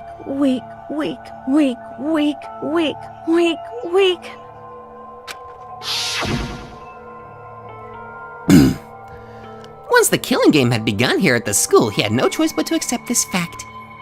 After all, this world is survival of the fittest. If you're not strong, you don't survive. And then the lovely and hateful Monokuma announced the revealing of the embarrassing secrets. Which of course included Chihiro's embarrassing secret, which I was more than willing to divulge. Even though he dresses like a girl, Chihiro is actually a boy. Hey, And that was something Chihiro couldn't let anyone find out, no matter the cost. If that was revealed, it would be the end. The hardened shell would crack, the armor would fall away. Without a doubt, those around him would torture him more than ever before. Everyone figuring being thrust into such a dilemma must have sent him spiraling into despair. What? And yet... I'm sorry. I'm sorry, I don't really want to talk about it right now. But I don't also want to leave things the way they are. So maybe I can talk about it later. Oh, sorry. After I try my best to become strong, then I can tell everyone. Annoyingly, he used the threat of discovery to motivate himself to become stronger. That's right. Now's my chance. I want to change. I'm going to get stronger and accept who I am. Strong enough so that when someone says, even though you're old boy, I'll be okay. I'll get better. With that thought at the front of his mind, he resolved to take immediate action. And so... that day he made the commitment to begin exercising. He was prepared to retrain his body and mind and body. But sadly, that would be the first and only chance he would get at it. Hey, when he decided to start exercising, he thought it would be a good idea to ask for someone help. But he wanted to tell that person his secret first, and then ask them to help him from there. And the person he went to... Yeah, that's right. It was me. Yep, it sure was. The biker gang fella had been painfully clear about how important his manly promises were. So Chihiro probably figured that even if he confided in Mondo, his honor would make him keep the secret. Uh-huh. Plus, Mr. Macho Mondo was the very symbol of a strong man that Chihiro had always aspired to. Maybe talking to Mondo about it will help give me some courage. So he went and asked Mondo to help him become strong. That was his aspiration. And he thought that only with Mondo's support would he ever be able to come close to that. Correct. So then, that must be why Mondo did what he did. To keep the promise he'd made to Chihiro. You mean... Is that why he switched the crime scene? Huh? Did what he did? You mean... that's why Mondo carried Chihiro from the boys' locker room into the girls' locker room? Indeed. Yes, that's exactly what I mean. Wasn't that to cover up what he'd done? Certainly. That could have been part of it, but I don't think it was the main reason.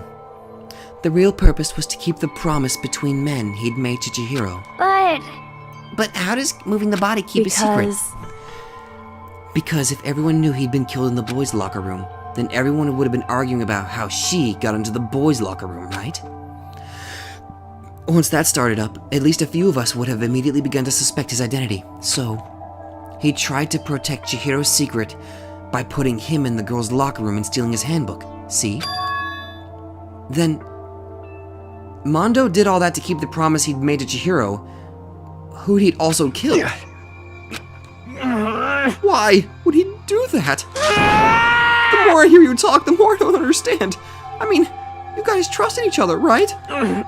So why did you... Because, no matter what, I didn't want anyone to know. I knew it. So that's what triggered it, after all. His motive? The possibility of having your embarrassing memories and secrets exposed. What is this? That's impossible! Nothing could have been that bad. Something he didn't want anyone to know, even if it meant killing someone? You're wrong! It's impossible! Don't make me repeat myself. How many times must I repeat myself? To judge others by your own standards is the height of folly. Even if he can't comprehend it, he obviously can. That's all there is to it. While we're on the subject, why don't I tell you? That embarrassing memory, that secret he didn't want anyone to know. You know what Mondo did? He killed his own brother.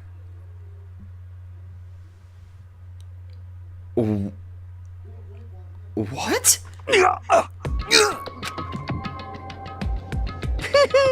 Mondo, the ultimate biker gang leader, makes all the hoodlums and riffraff across the country tremble.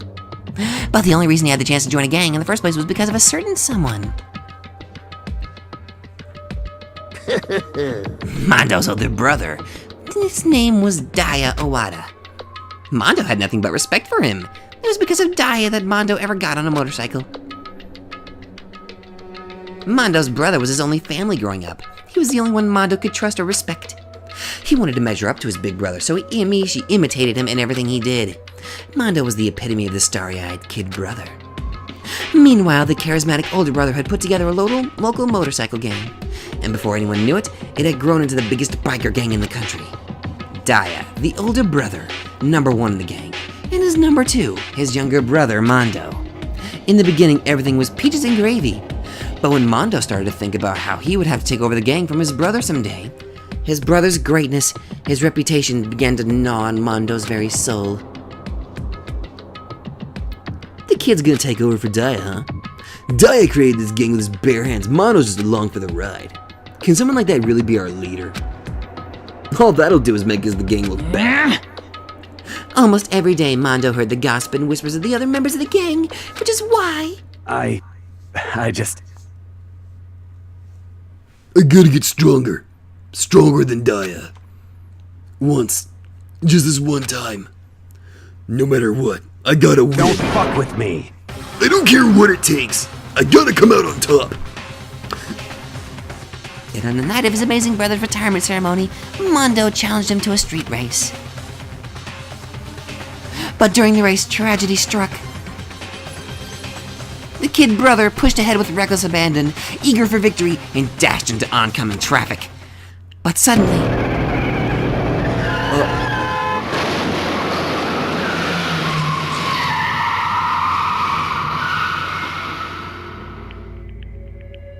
Laying in his kid brother's arms, the older brother delivered his final words. My bad, kid. I fucked up. Sorry.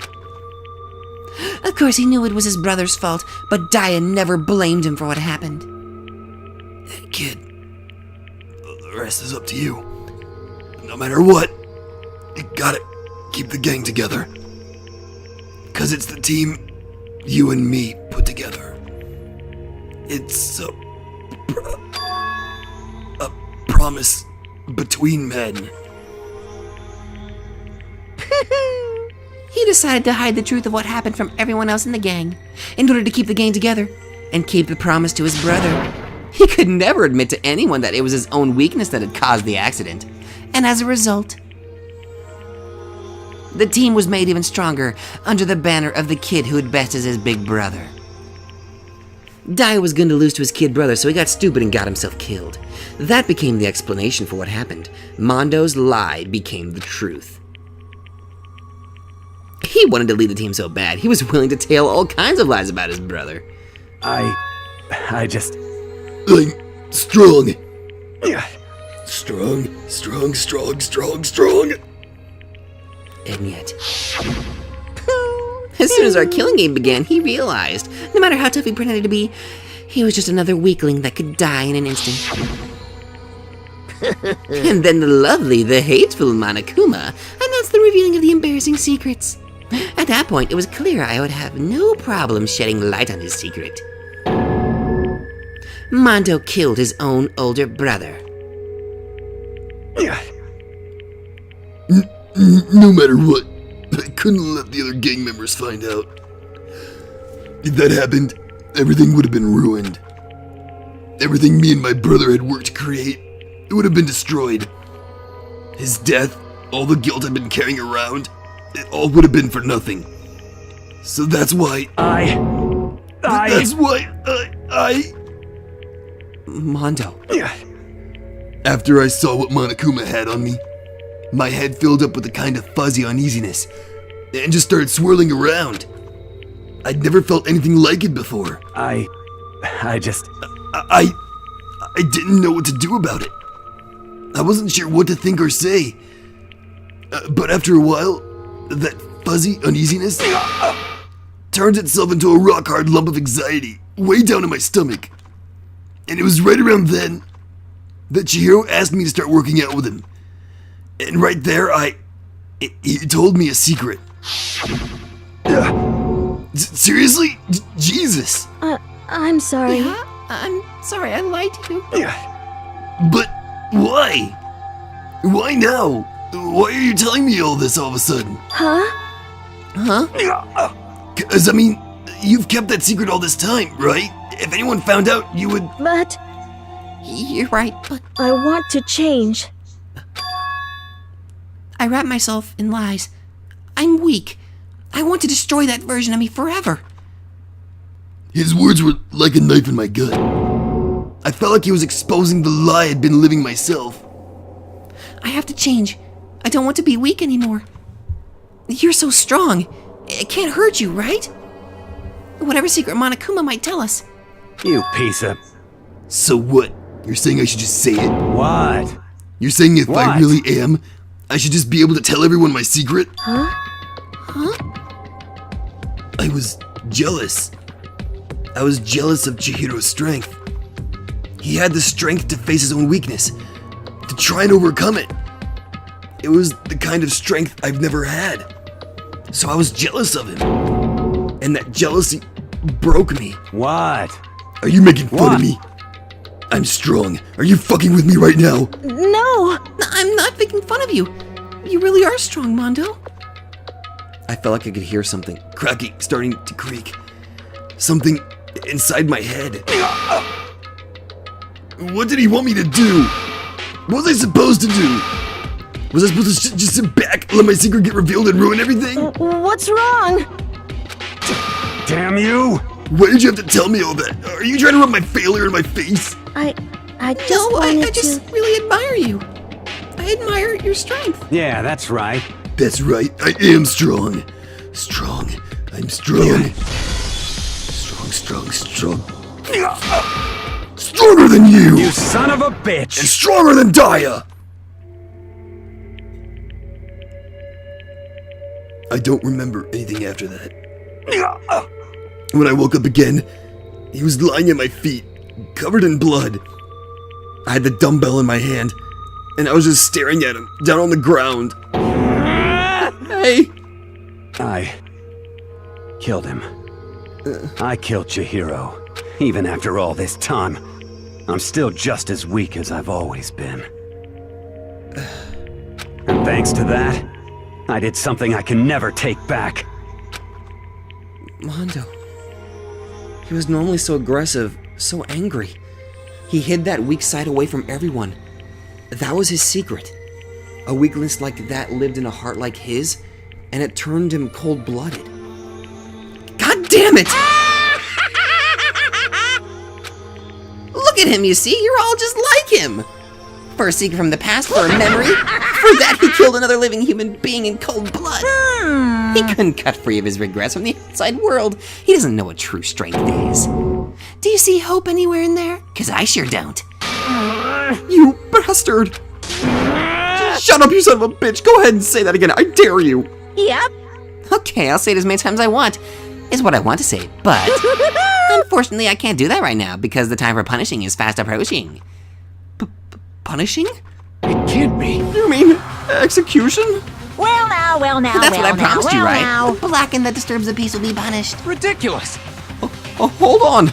Now then, I've prepared a very special punishment. For Mondo Awada, the ultimate biker gang leader. No, wait. Let's give it everything we've got. It's punishment time! Sorry, man. I couldn't keep the promise we made. From one man to another. Mondo.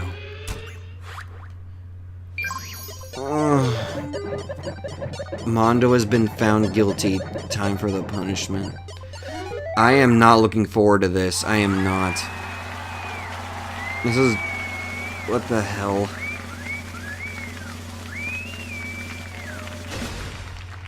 Oh no. Oh no. What the hell, Monokuma? Why are you... What the hell? Wait a minute, that's one of those things I see at a carnival. What the hell? The Cage of Death.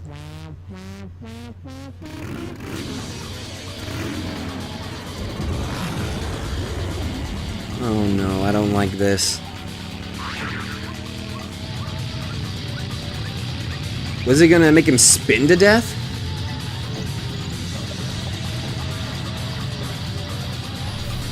What the... What the hell? What the hell?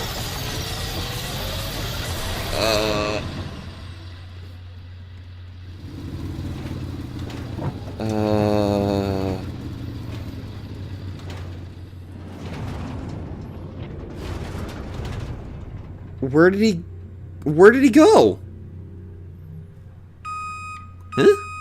The hell's this?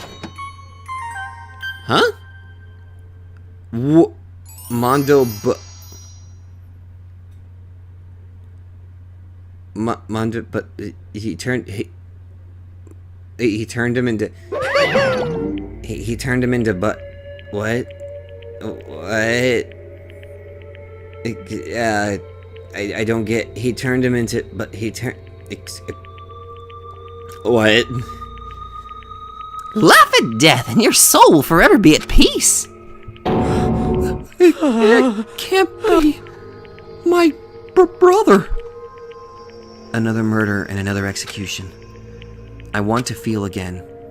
Everyone's lives are taken so lightly here. I feel like I might be going mad. Maybe I'll just let it happen.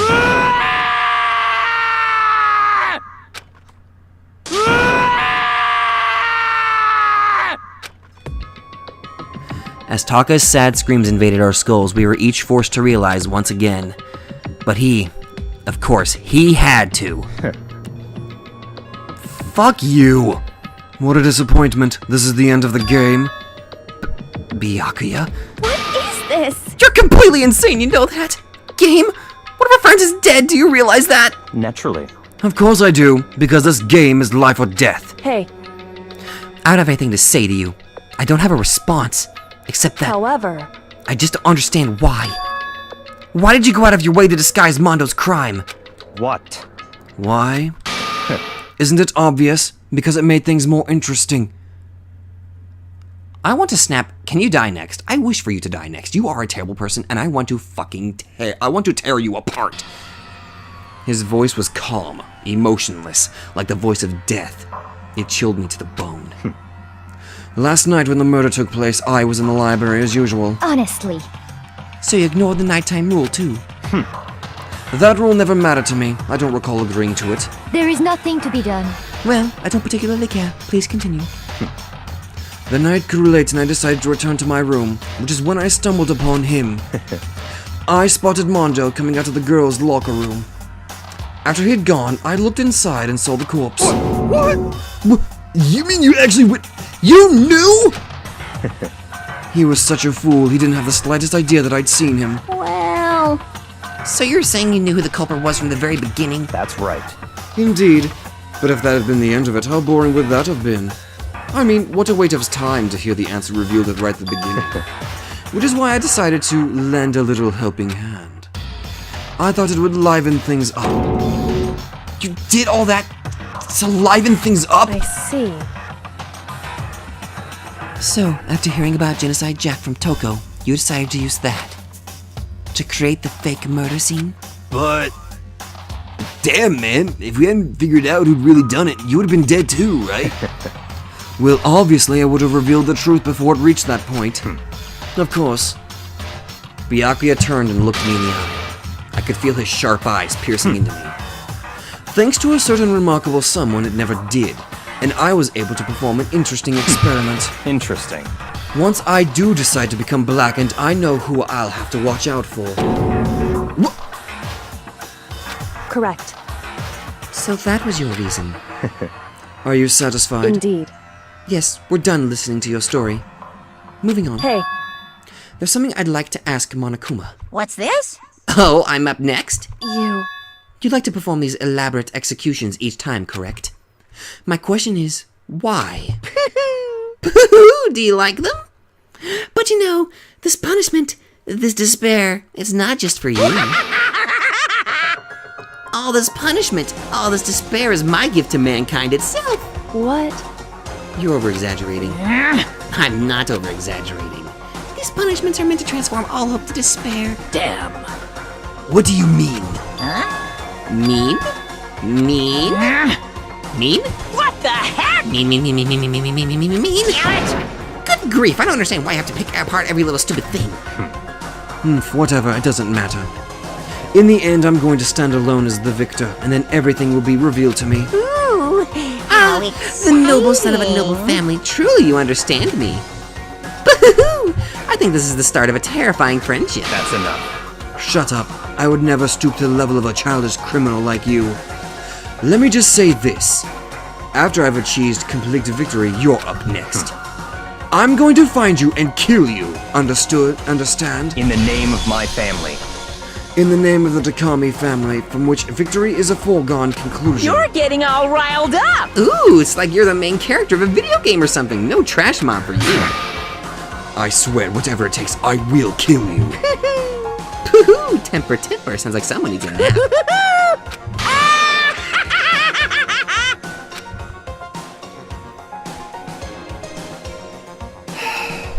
Monokuma's laughter peeled across the courtroom, and the curtain closed on the case of Chihiro and Mondo. But I knew that wasn't the end. The killing game would still continue, because the mastermind wouldn't let it end. For those of us who were still alive, our worst fear and despair kept on multiplying. It was the kind of despair that felt like a blind puppy in hell had more of a future than us. All of our courage, our effort, our friendship. It felt like it amounted to nothing at all. It was the worst kind of despair. Well, anyway, like I was saying, this is a pretty good spot. Yeah, a really good spot. Anyway, isn't it amazing how that girl went and killed someone before things even had a chance to get boring? Huh? Once things really get moving, it'll be like a roller coaster. There won't be any stopping it. Fear and despair charge forward at a speed nothing can hope to match. Is this the But mastermind? I must admit, I'm disappointed. I went to all the pain and effort of making you part of the group, and you couldn't play your part. You do remember you were supposed to make the first move, right?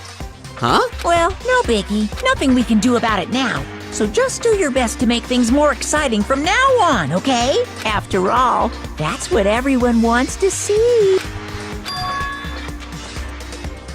There's one thing, There's one thing I'd like to ask you. I have no idea who this person is, if they're male or female. I'm just giving them this voice. As long as you don't want to know my measurements, fire away. Who is it? The 16th high school student I know. Ooh-hoo. My, you really took me by surprise there. I know I said you could ask anything, but super denied, ultra denied, demonic denied. Because you see, that's my ace in the hole. And nobody'd be dumb enough to reveal that, right? No matter how close they were to their friends.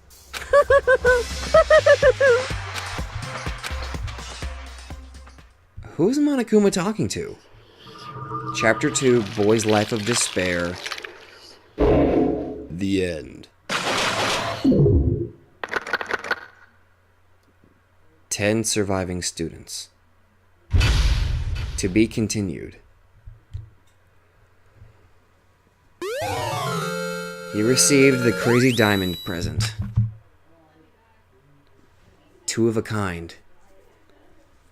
Oh, God. Oh, that was terrible.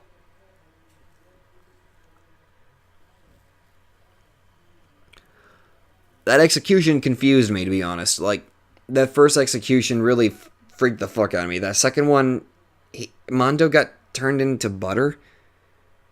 I don't...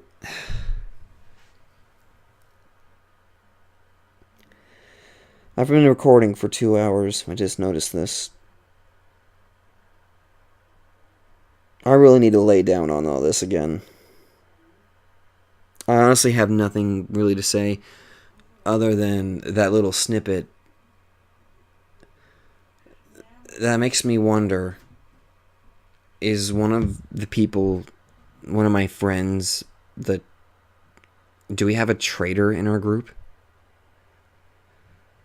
If so, who could it be? I swear I don't know anything anymore. And I wish somebody would freaking punch Byakuya, freaking knock his lights out or something. I am just so confused right now. So, that honestly was a long class trial. And I'm just gonna I don't know. I'm literally just leaving myself here. I don't know what to think. I'm just gonna leave my theories for. I don't know. I'm just gonna leave my theories to myself here. Thank you guys so much for watching, and I'll see you guys in the next video. This is a hell of a roller coaster on this one. So, see you guys in the next video. Again, thanks for watching.